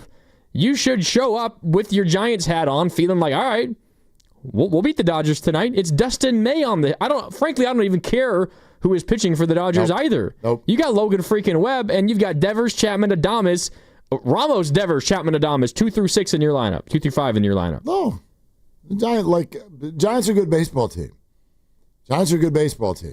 Like I don't need any more of this to know that the Giants are a good baseball team. They're the better pitching team. They've been playing better of late. The Dodgers are the better overall team. The Dodgers are the defending champs and I think, like, you're never going to battle their lineup. But, by the way, they can't hold a candle to your pitching staff. Not right now. They can. Maybe they will be. Maybe in 2 months they can, but they can't right now. Like, this is one of those things. I also think this, especially when the Dodgers are in town, it's no different than the way we analyze the NBA. We only stare at one side of the ball. We talk about quarterbacks in football, and this is the whole thing about, like, it's time to trade Draymond Green, and why can't you play Kuminga because he can score 20, and all of the opinions that come. And when we look at the Giants, it's all about that lineup. We largely, I bet, on sports radio, sports media, and social media, I bet we spend 90% of our time on 50% of the game. I really do. Just on offense. Yes. There's no question in a pitcher's park. There's no question tonight who's got the better pitching staff. It's not even close, especially with May with a 4.5 ERA being their starter. The Giants absolutely have the better pitching staff. And by the way, tomorrow Ohtani starts, and Ohtani's obviously a talented pitcher, but 3 innings at the most, and then you got a bullpen game. Yep. And Giants bullpen, way better than the Dodgers bullpen. Now, Landon Roop, last time he pitched against the Dodgers, he got hit around big time. Yeah, but you would say the same thing, I would imagine, tomorrow about the pitching matchup, considering the Dodgers have to go with a lot of bullpen arms. Well, yeah, that one's interesting. I mean, if Shohei does come out and, if he's on one and he gets you automatically to the 3rd or 4th inning with zeros, then, that shortens the game and kind of changes it. And, Landon Roop, I'm interested to see him try again against this lineup. I'm not sure if his stuff and right-handed and whatnot with Shohei and Freeman and all of those things, I'm not sure if he's the perfect matchup for him, but we'll see. He's a good pitcher. They've struggled against lefties through the years the same way the Giants have, so I think Robbie Ray is a really, really good matchup. I think they've got a better chance Friday and Sunday than they do tomorrow, but that doesn't give them no chance tomorrow. Yeah, like this is – so anyway, and it's not even about the results that end up happening this weekend. It's very, very, very good team that's coming into town. I'm more interested in us like not seeing Giants fans file out of the building feeling like you can't compete, and I don't like what's happened to this stadium, and the bleachers have been overrun by Dodgers. Like, of course, they're going to be very well represented there tonight. Giants very well represented down in Dodger Stadium when they go there. So that's all fine. It's just it's a vibe check for the way Giant fans feel about this, and I think this is the moment to have it kind of go in a little bit of a different direction. And oh, by the way, while I'm on my soapbox, don't do the freaking wave tonight. Okay? Don't. It's okay at Valkyrie's games, but not at Oracle Park. It is okay at Valkyrie's games. It is. Yeah. It's just like a completely new culture that's come. But don't do the wave at Giants games, and no, that's not anti-fun. There's something to be said, A, for tradition, and B, don't be a fan who acts bored. If you're bored, go do something else with your day. But if you like baseball, go to the baseball game and watch the game. The wave signifies, I don't know what else to do with my time right now, so let's do the wave. How would you feel if when Ohtani is announced to begin the game, introduced, or maybe he takes a hack, fouls one, down the right field line, but it hits it hard, and everyone in the crowd goes, oh. I'm okay with that. Dude, he's admiring Shohei. You're good with that? He's a huge celebrity. He is a huge, huge celebrity. What about Giants fans going to the game and partially in the back of their head, they're like, I want to see Shohei. Yeah, I mean, like, yeah. Does that bother you? No. Bothers me more that Guru's wearing blue. that bothers me too. That bothers me tonight. It took him like 5 minutes to figure out why that was offensive. Jeez, good Lord. But no, like Shohei is Shohei, dude. Like, this is something. That's like Steph on the road in the NBA. Totally. I got no problem if you want to take a look at him play baseball. Like, yeah, this might be something you remember forever. But here's where I would draw the line on what you're talking about. I know that, like, I'm not down with, I'm a Giants fan, but I'd like to see Shohei hit one in the Bay. No.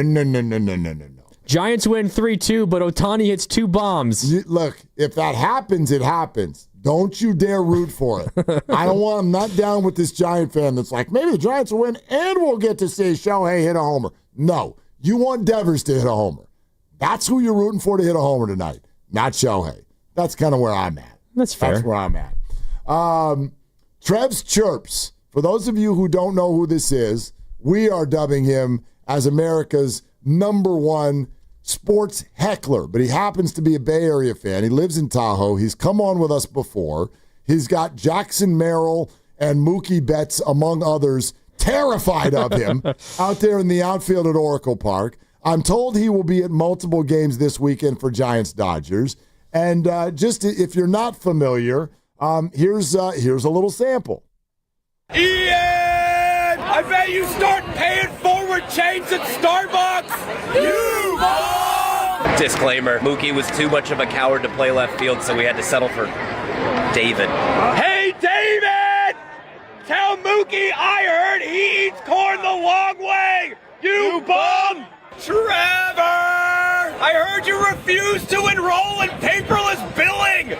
You bum! It's so bad for trees! Hey, Christopher! I heard you lost money switching to Geico! You bum! Blaine! I bet you think mayonnaise is an instrument! You bum! Spencer! I hope when you forget your password and go to reset your password, it says you can't use the same password! You bum! Every time! Jackson! I bet you've never put dirt under your pillow for the dirt man! You bum! Gonna take you down to his lair, Jackson. Riley! I bet you never released your inhibitions and felt the rain on your skin! You bum! The rest is still unwritten, Riley. Ian! I heard your friends have a group chat that doesn't include you! You bum! It's all the same people, just one less. Trev's Chirps. Trev's Chirps. That last one's a good one. As we bring him onto the River Islands guest line, I got to tell you, Trevs, you weren't talking to any of us, but when you did that password thing, that hit me. That's very frustrating when they're like, no, you can change it, but you can't change it to that. I hate that, Trev. Right? I'm just holding the mirror up to society, boys. Who Dodgers, by the way? Yeah, yes, sir. Good on you, man. So what do you got planned for this weekend? We're going to be at both games, Saturday and Sunday, and I got a list of things of all the stuff I heard about whoever's playing left field for the Dodgers this weekend.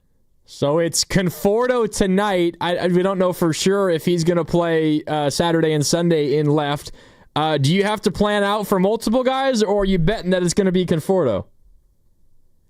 It doesn't really matter because these guys are just props to do with them. I'm hoping it's Conforto because we've done like the "You Stud" shirt for him when he was on the Giants, so it'll be good to get. Love it. Okay, so yeah, Conforto out there in left field tonight. Trev's Chirps is with us, Bay Area sports fan who has literally turned heckling into basically making a living. Trevs, I'm listening to all of those that we just played, and obviously you've got people next to you, and their only role in this process is to wait until you're done and then yell with you, "You bum!" I want to know how you become one of these people. We actually post our schedule on our page. It's one of the pin posts if you check out our Instagram and TikTok. And we'd say what section we're going to be in for each game, what games we're showing up to. So people just got to buy a ticket in the section and you can join us. That's awesome. Trev, obviously this is a big Giants-Dodgers series, and it's kind of crazy. We're in the middle of July, final series before the All-Star break, and this is the first time the Dodgers are in town. So do you feel a little bit of pressure to break out, new, really good stuff? Do you save something? Have you had something maybe planned for months now that you're saving for this opportunity? Because this feels like, it's Giants-Dodgers. This is the biggest series of the year at Oracle so far. A game for this series specifically. I didn't want to use it at any of the other games we've been. All right, let's see if we can hear. Trev's phone is giving us some trouble. See if you can hop on with him and find out if he can relocate a little bit. Might be a relocation sensation. Cha-ching. But yeah, Trev's, by the way, just so people know, he's up in Tahoe. And so depending on where you are in Tahoe, I get it. Like phone service could be a little bit tough. It's a hop in place this weekend, too. It is a hop in place this week. I told you, put it on your bucket list, dude.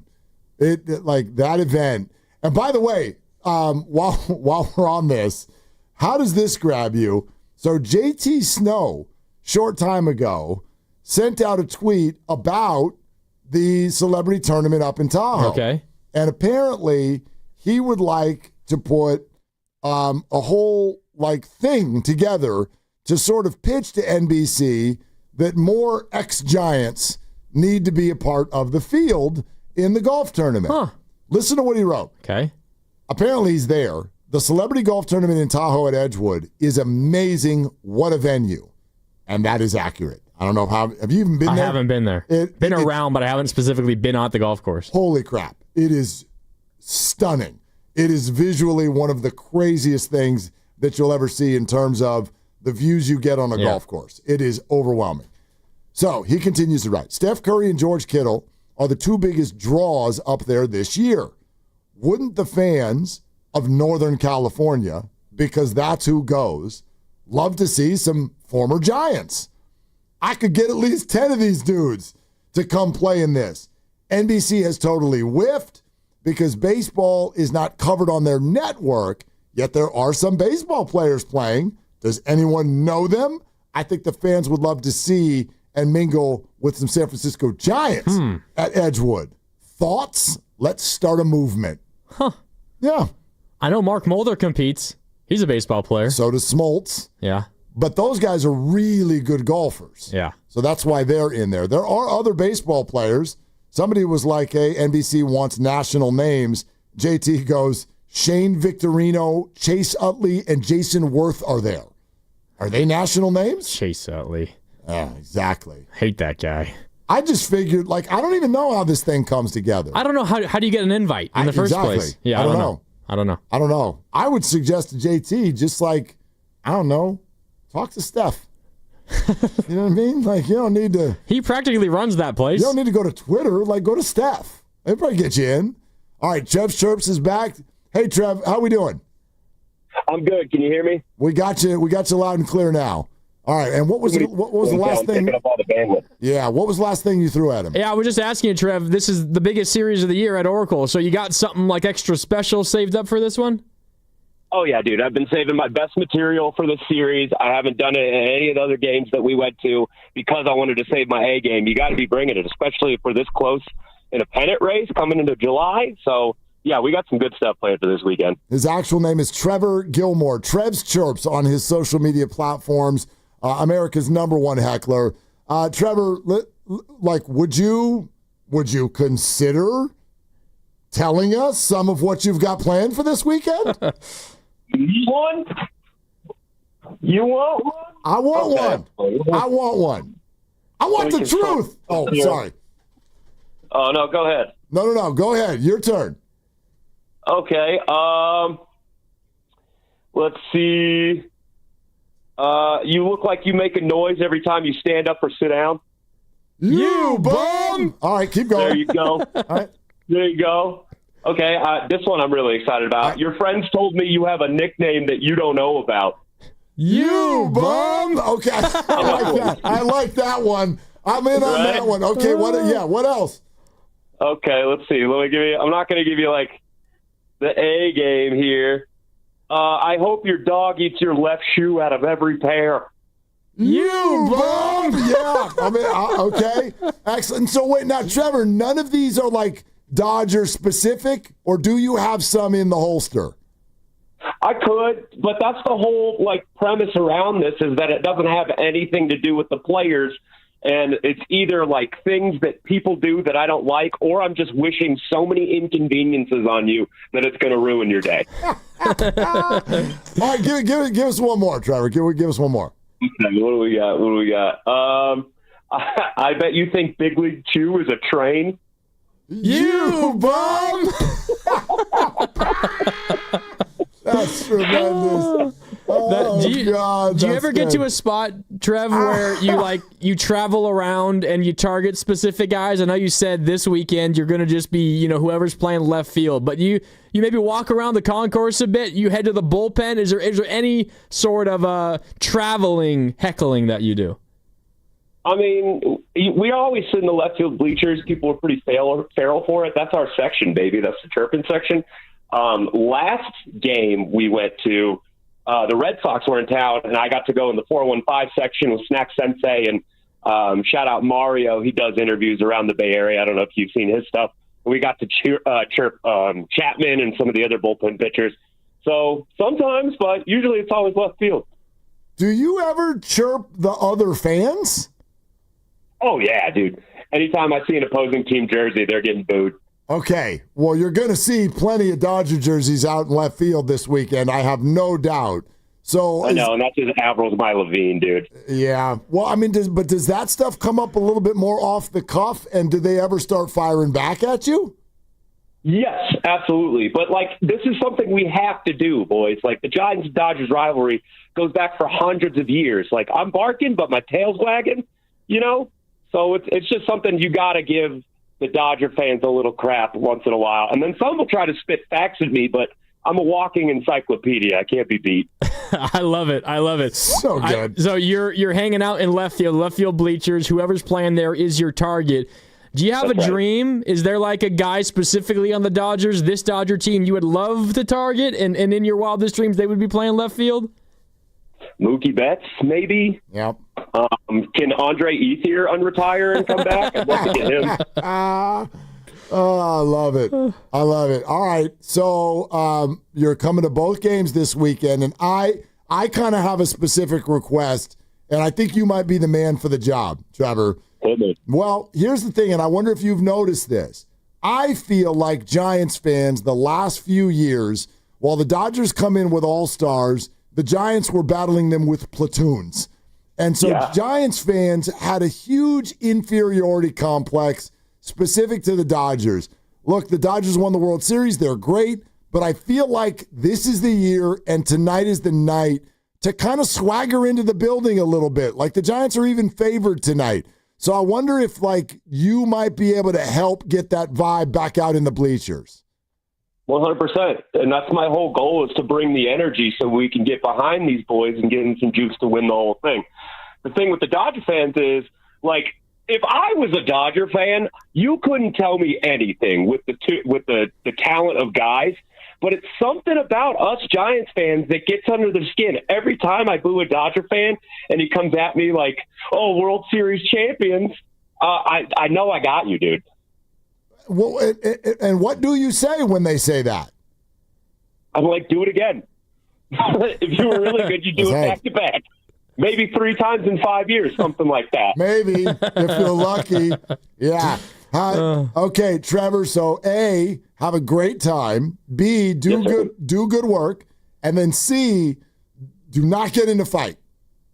No. I mean, everybody's pretty harmless, especially Dodger fans. It's a mutually beneficial relationship. We have to have that spirit of competition. So we'll be out there booing Dodger fans, calling them bums. I'll be in section 138 both times. Come say hi or fight me. I don't really care. Okay, there it is. Trevor, drive safe. Have fun. Yes, sir. We'll see you guys. Okay, that's Trevor Gilmore. Thanks, Trev. Known as Trev's Chirps on his social media platforms. That's fun. I'm looking forward to the content. I'm not going to be there Saturday and Sunday, so I'll have to keep an eye out on Instagram to find it. Section 138. Yeah. In a way, it's too bad that Conforto is out there because it's just too easy of a target. It's just like, dude, what's the guy going to say? He's hitting 175. Yeah, he's having a rough year. Yeah. And Ken is in here. He's a Mets fan. We're Giants fans. Like, we're all sitting here going, you know how great it is that Michael Conforto's on the Dodgers?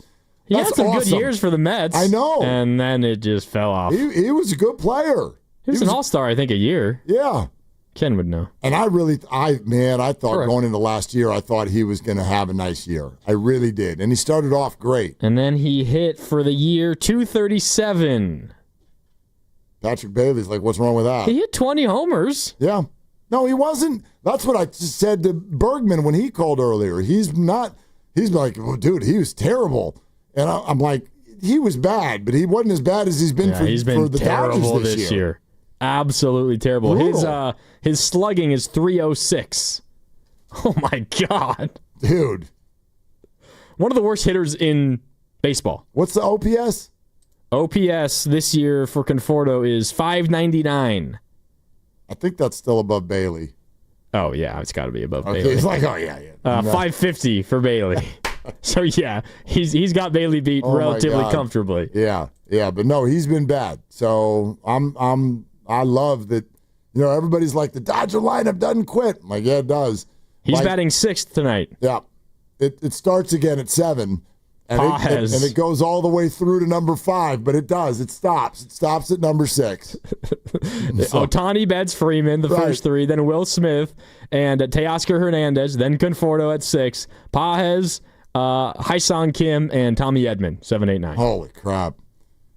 By the way, with all of this, watch Conforto hit one into the damn water tonight. Like, that's what I was telling you during the crossover. You were talking some trash. You better hope he doesn't hit one. Well, it's the weekend. You're not going to see me. You're not going to see me.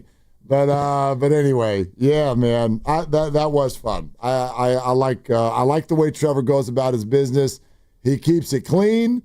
He keeps it creative. And it keeps it coming, man. Section 138 all weekend long. He keeps it fun. He keeps it fun. There's no doubt. Absolutely. All right, so Giants-Dodgers this weekend. Again, if you're just joining us, Rafi Devers had an MRI earlier today. It did show inflammation, but he says it only bothers him when he runs. I don't really buy that, but okay. The Giants are planning to play him all weekend long and then hope that the All-Star break does its trick. I'm glad that he didn't make the All-Star team. And so he can rest, and hopefully that gets him somewhere. But right now, the Giants continue to say this is not an injured list situation. He bats 3rd tonight as this series gets started. That scares me. It scares me, though. I get it. I mean, even if he's being truthful and saying he only feels it when he runs and it's not impacting his swing, it clearly is bothering him enough to get an MRI in the first place, and it's hanging around. It's not going away. Like, I don't want to make a mountain out of a molehill, but like, this is a guy that you're paying how many millions of dollars over the course of 8 years, and he's not feeling well enough to the point where he's getting an MRI and he's still playing? Well, and back injuries are scary. Period. Yeah. Backs are just scary. And he takes big cuts, even if he's not connecting. Like, he's swinging out of his shoes. Like, I'm not predicting something bad's going to happen, but I'm just a little scared. Yeah, I get it. Although I also feel like in a way that might, back up what he's saying. Like, it doesn't, with how hard he's swinging, it doesn't appear. It's not like he's wincing after he's swinging. Yeah, he's just missing a lot. So I think in general, maybe this injury doesn't directly affect some of those things, but I think indirectly it does. You know that. Anybody who's ever played sports, like, if something's hurting, it affects you. It affects your focus. Even if in the back of your mind you're not 100% sure that body's going to hold up as you do this movement or that movement. Kind of subconscious. Totally. And that's what I think is partially going on with Devers. And then I also have a lot of space just for the fact that he is dealing with a completely new league, new surroundings, new team, new fans, new building, all of that. I know that we live now in an age of interleague, And so the whole changing leagues thing is a little bit different. By the same token, I do think it's a thing. I mean, it's interesting because since he's come, I can think of, at least off the top of my head, 2 series that the Giants have played against the American League. Then again, one of them was his team. So those are pitchers that he does not face. I think that's at least a little bit of a piece of this. But, I have no doubt that he's going to come out of it. But right now, he does not look well. What made me really happier than I already was when the trade got announced, was how Yankee fans reacted when Devers got traded. Because he just consistently beat up on Yankees pitching in his career. In his career, 270 batting average versus the Yankees, which isn't like absurd, and it's not like his best mark versus a team, but 880 OPS, 31 home runs in 119 games, and 78 RBIs versus the Yankees. And we'd have to really dive into like the game log to figure it out. It feels like those home runs and those big swings came, one, in like big moments, one like maybe in September, and 2 like in the 8th inning, down by 2 runs to tie the game. He's an extra base hitting machine. He is. He's an absolute extra base hit machine. And I still think that is going to play very, very well at Oracle Park through time. I know everybody wants the first Rafi Devers splash hit, and someday it will come. Who knows? Maybe tonight. But I also, so much talk about Devers in the ballpark.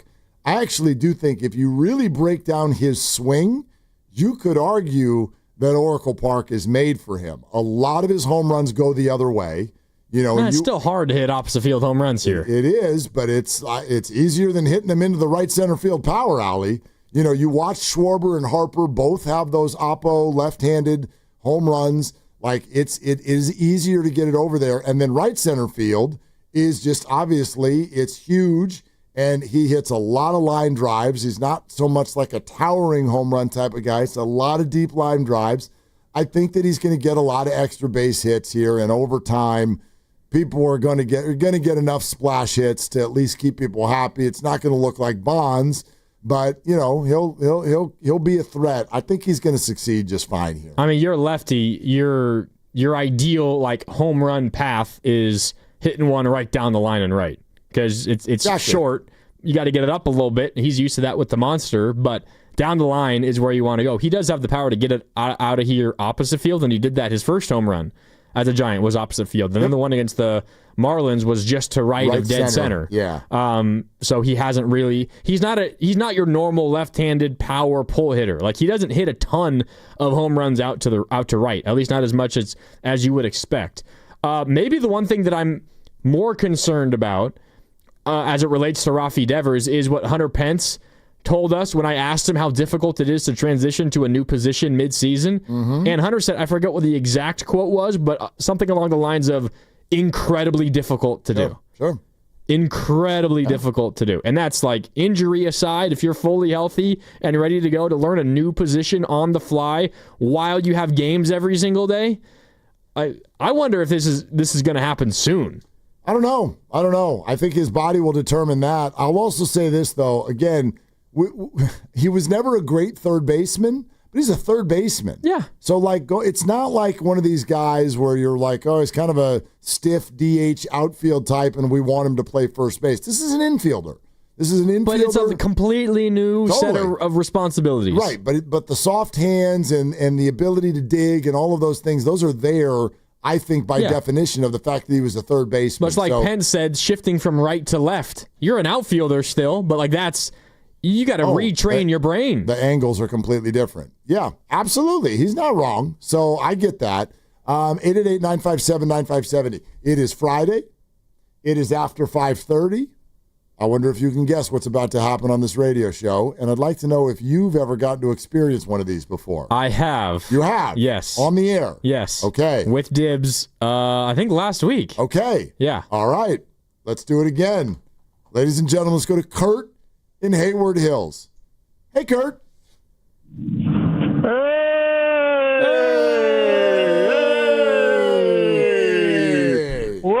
Willard and Grandy, the two sports boys in the Bay Area in town. Kurt, it is great to hear your voice. Well, let me tell you something, Willie. Let me tell you, I kind of missed talking with you last time, too, but I'm glad you're back. You're the man, and you're the top dog there. Let me tell you, the top dog. We love you, Kurt. Kurt. Put a star next to your name. What else? Anyway, let's talk about the Dodgers. You know about the Dodgers. Let me tell you about them. They stink, and let me tell you why they stink. First of all, they only scored 10 runs in the last 6 games. They lost 6 straight. They're coming to play us. You can forget about the Dodgers winning this series.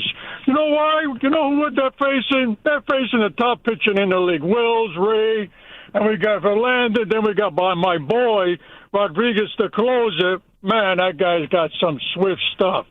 And as far as the Dodgers getting any hits, they're not going to get any hits. I got us. They'll be lucky if the Dodgers win one game. One game. I'd be surprised if they won one game. I like to see them lose all 3, go to 9 straight loses. And as far as our boy Devers, this guy's a monster player. Just right now, the guy's hurting right now, but he's a monster player behind that plate. There's probably nobody more powerful than in the league except for one other guy who's on the Yankees. We don't want to mention any names, but I got the monster Devers right behind him when he gets healthy. And the Dodgers, they stink. They need to be flushed. You know where. Wait, Kurt, I want to go back. You said the Dodgers aren't getting any hits. Are you predicting Logan Webb to throw a no-hitter tonight? Well, I would like to see a no-hitter because, look at their record the last 6 games, my brother. They only got 10 runs in the last 6 games. What does that tell you? Now they're facing us, the best pitching team in the league. Forget about it. They don't got a chance. They don't got a chance against us. They'd be lucky if they get a few hits.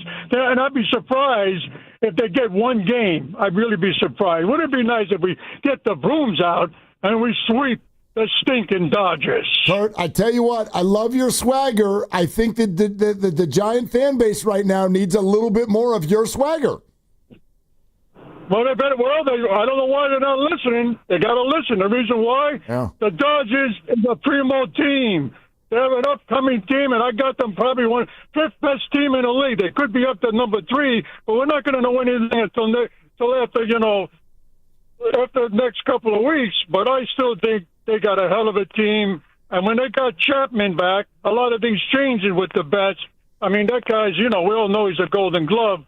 But the Dodgers, listen, fellas and boys and everybody, the Dodgers got a chance to try to pass that stinking Dodgers. Oh, boy. Kurt, it's music to my ears. Hey, listen, what if you came across a fella tonight who was like, you listen to me, Kurt. Shohei Ohtani's the best player on the planet, and he's about to take Logan Webb into the Bay. How do you feel about that?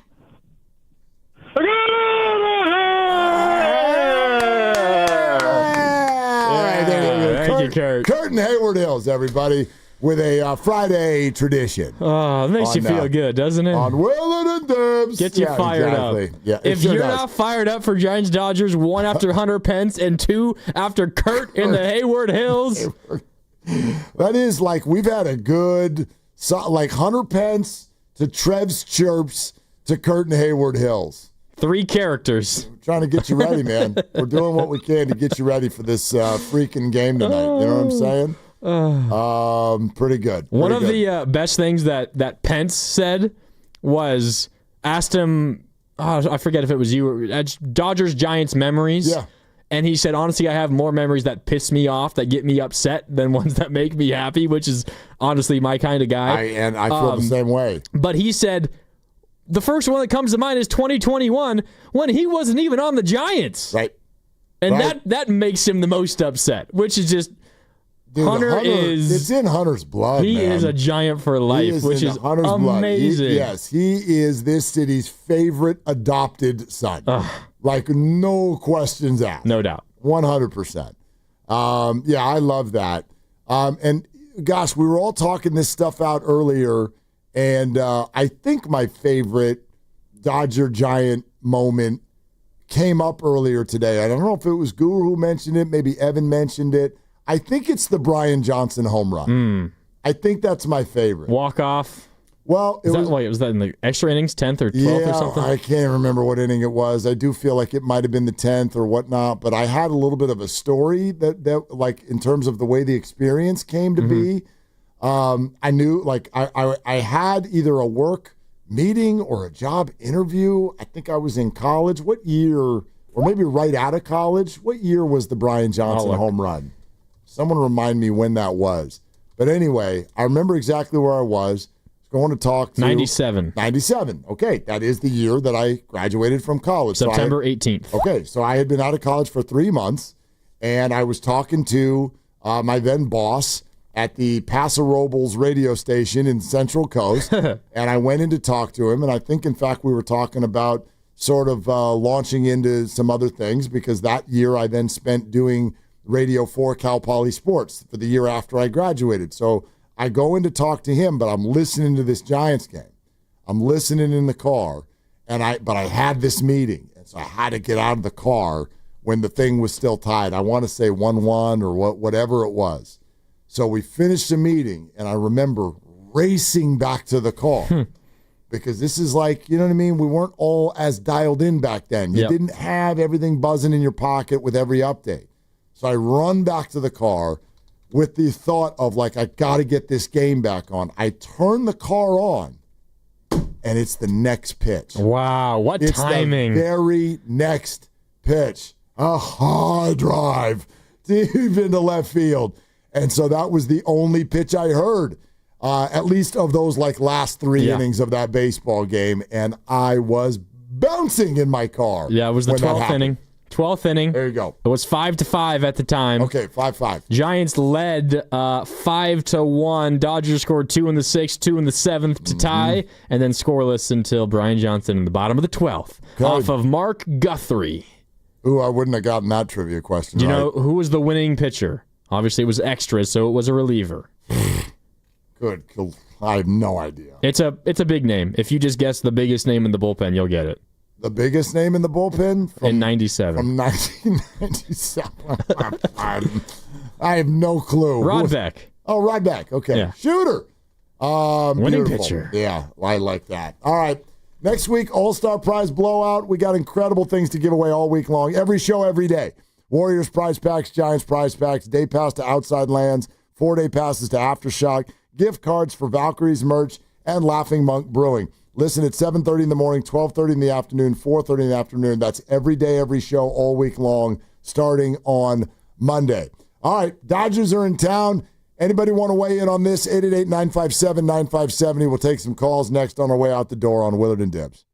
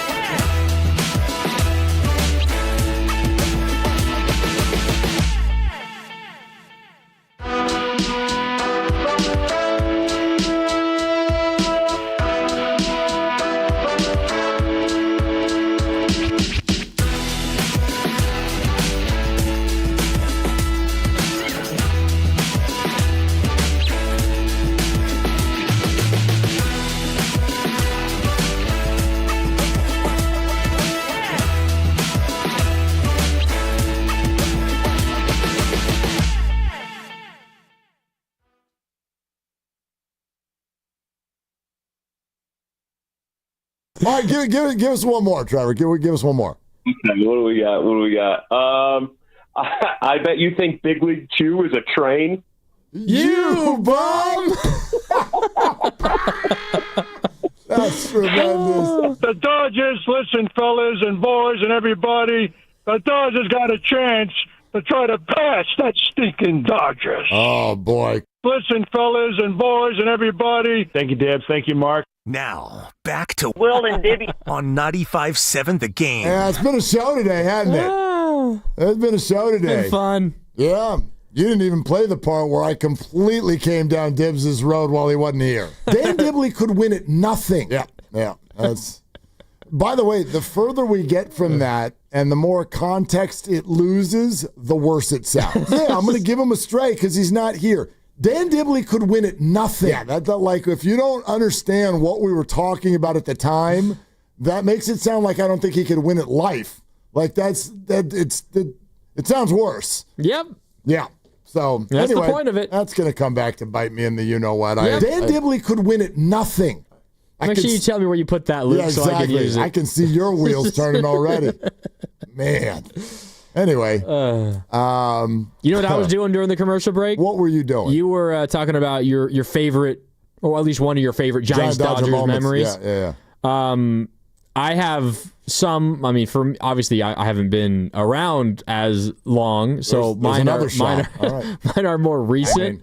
I thought back specifically just to 2021 and that series. I know the Dodgers ultimately won the series, but Game 1 in the first inning, when Buster, if it weren't for the water tower, would have been the first right-handed hitter to hit a splash hit in the first freaking inning of the first ever Giants-Dodgers postseason series.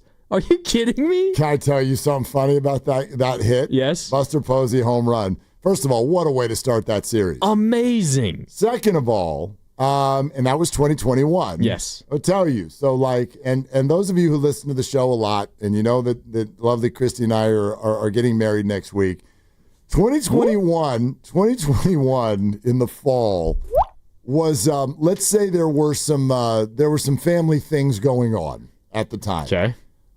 So I had just moved, and therefore the TV situation that I had set up was not fully on yet. So I had to do something through a streaming service in order to watch that game. Therefore, what I was watching was about 30 to 40 seconds behind what would be happening over the air. Well, neighbor, big Giants fan. So I sit down for the bottom of the first, Come on, bottom of the first. You got your food, you got your drink. Yo, man, and the vibes are on high, fired up. The Giants put up a 0 in the top of the first. Sit down, let's take a look at this thing. And next thing you know, because what was Buster batting? Probably third or whatever he was batting. I don't remember what spot in the order he had. He was batting cleanup. Okay, he's batting cleanup. And I think that was a 2-run homer? Yes, Tommy LaStella got on base for him, who was leading off. All right, so you got a runner on, and it's 2 outs, and all of a sudden, I'm hearing people banging on the walls. And I'm like, the hell is going on? I've just moved in. I'm like, what the hell is going on around here? Next thing I know, it actually dawned on me even before the pitch. I go, ooh, actually, I wonder if Buster... Did he just do this? I wonder if Buster did something great. And then next pitch, boom, gone into the water. And I'm like, oh, my God. So now I've got to be aware, for the rest of the game, it's almost like I had to wear earplugs in order to watch the game because I was going to get clues when things were going well and poorly from downstairs. Yeah. So, anyway. I have a similar story. It goes back, this was the 2014 playoffs. It was my freshman year at Oregon, and I had class the night of, I forget which game it was. What game of the series, but it was the first round, the divisional series versus the Nationals. Yep. And it was, must have been game 2 in Washington, the 18-inning game. I think it was game 2. When Belt hit the go-ahead homer. I think it was game 2. In the bottom of the 18th. I was an idiot, and I had notifications on my phone. Oh. Because I missed the big chunk of the game because I had late class that night. And I wanted to stay updated. And then there was no runs for 9 innings. Forever. For the entire extra innings. Yus Mero Petit. He was great. Yep. So I forgot to turn the notifications off on my phone, and I'm watching on a stream in our little lounge area in my dorm with a bunch of other friends. And I get the notification that Belt hit a home run before I saw it. Dude. I waited 9 innings of scoreless baseball only to have it ruined. Oh, that's brutal. That's brutal. Actually, you'll feel better if I tell you my very brief story about that game. I got a splitting migraine headache. Oh, no. And passed out in the 13th inning. And I'll never forget, because when you wake up from the migraine, it tends to feel better. Yeah. I wake up hours later, and all I did was open one eye and looked across the room at the computer, which had the game cast up, and all I saw was Giants 1, Nationals nothing. And I went right back to sleep. I didn't find out until hours later how it happened, and all, I was just oh yay, Giants 1, back to sleep. Little did you know it was one of the most absurd games ever. Seriously. Let's go to Nick in Berkeley. Hi, Nick. Thanks for calling. So, it's 1998. Or 1988, in June, it's a twilight doubleheader against the Dodgers. The first game goes extra innings, right? So it goes to midnight. And so Mike Marshall was out there in right field, and I'm in right field heckling him.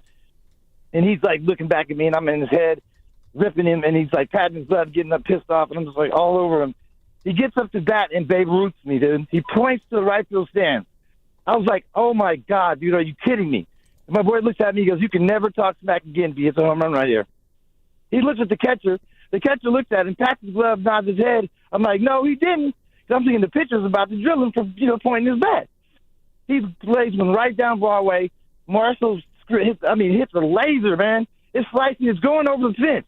But the candlestick right field wind pushed it down. It hits the base of the fence. He could have legged out a triple, but he cruises the whole way, running from first to second, looking at me in right field yeah, I did that. So when he came back out, I was like, not that good, bro. And I ripped him for 5 more innings. That was insane. Nick, this is an amazing story. You're suggesting that Mike Marshall was so distracted by you that his interactions with you became bigger than his game? He was such a rabbit, dude. I was like, tuck him in, Bugs. Just tuck him in. I was like, Marshall, just like in Little League, you're relegated to right field, huh? And he said, then he started patting his glove. And I said, don't pat your glove, you rabbit. Tuck him in. Tuck him in. I like that. Don't listen to me. I like that. And get this. So, man, let me check it out. So get this one. That was the night before they stopped letting people jump over and get home runs in left field. Yep. Because in the second game, it went to 2:30 in the morning, and brawls broke out in the 7th inning, and people were fighting all over the stands, bro. You can ask any old reporter back from today, they will tell you it was about 10 fights broke out at once. Oh, I was Nick, way to represent Candlestick. Let's go. Yeah, I remember. Nick, thanks, man. I remember Candlestick during Giants and Dodgers games, and there was a handful of fights seemingly every single time. He called him Bugs. Tuck him in, Bugs. You didn't get it? Yeah, he's got rabbit ears. He's listening to the Chirps too much. That game he's talking about, first pitch, 9:10 p.m. 9:10. And it went 4 hours and 13 minutes. So we're talking about 1:23 when the game ended. That was game 2? Game 2 of the doubleheader. Damn. 1:23. Dude, can you imagine new collective bargaining agreements sorry, we got a curfew at 11:20. We're going home. Game's over. 6-5 Dodger win that game. All right, what's coming up here, Lucas? What are we doing? Going Pence in about 5 minutes, and then crossover in the second half. It was a really fun crossover. Yeah, it was. Guru got a little over skis, didn't he? He thought that was going to go well for him. It didn't go so well for him. Anyway, all right, Hunter Pence and the crossover. We love you, Goo.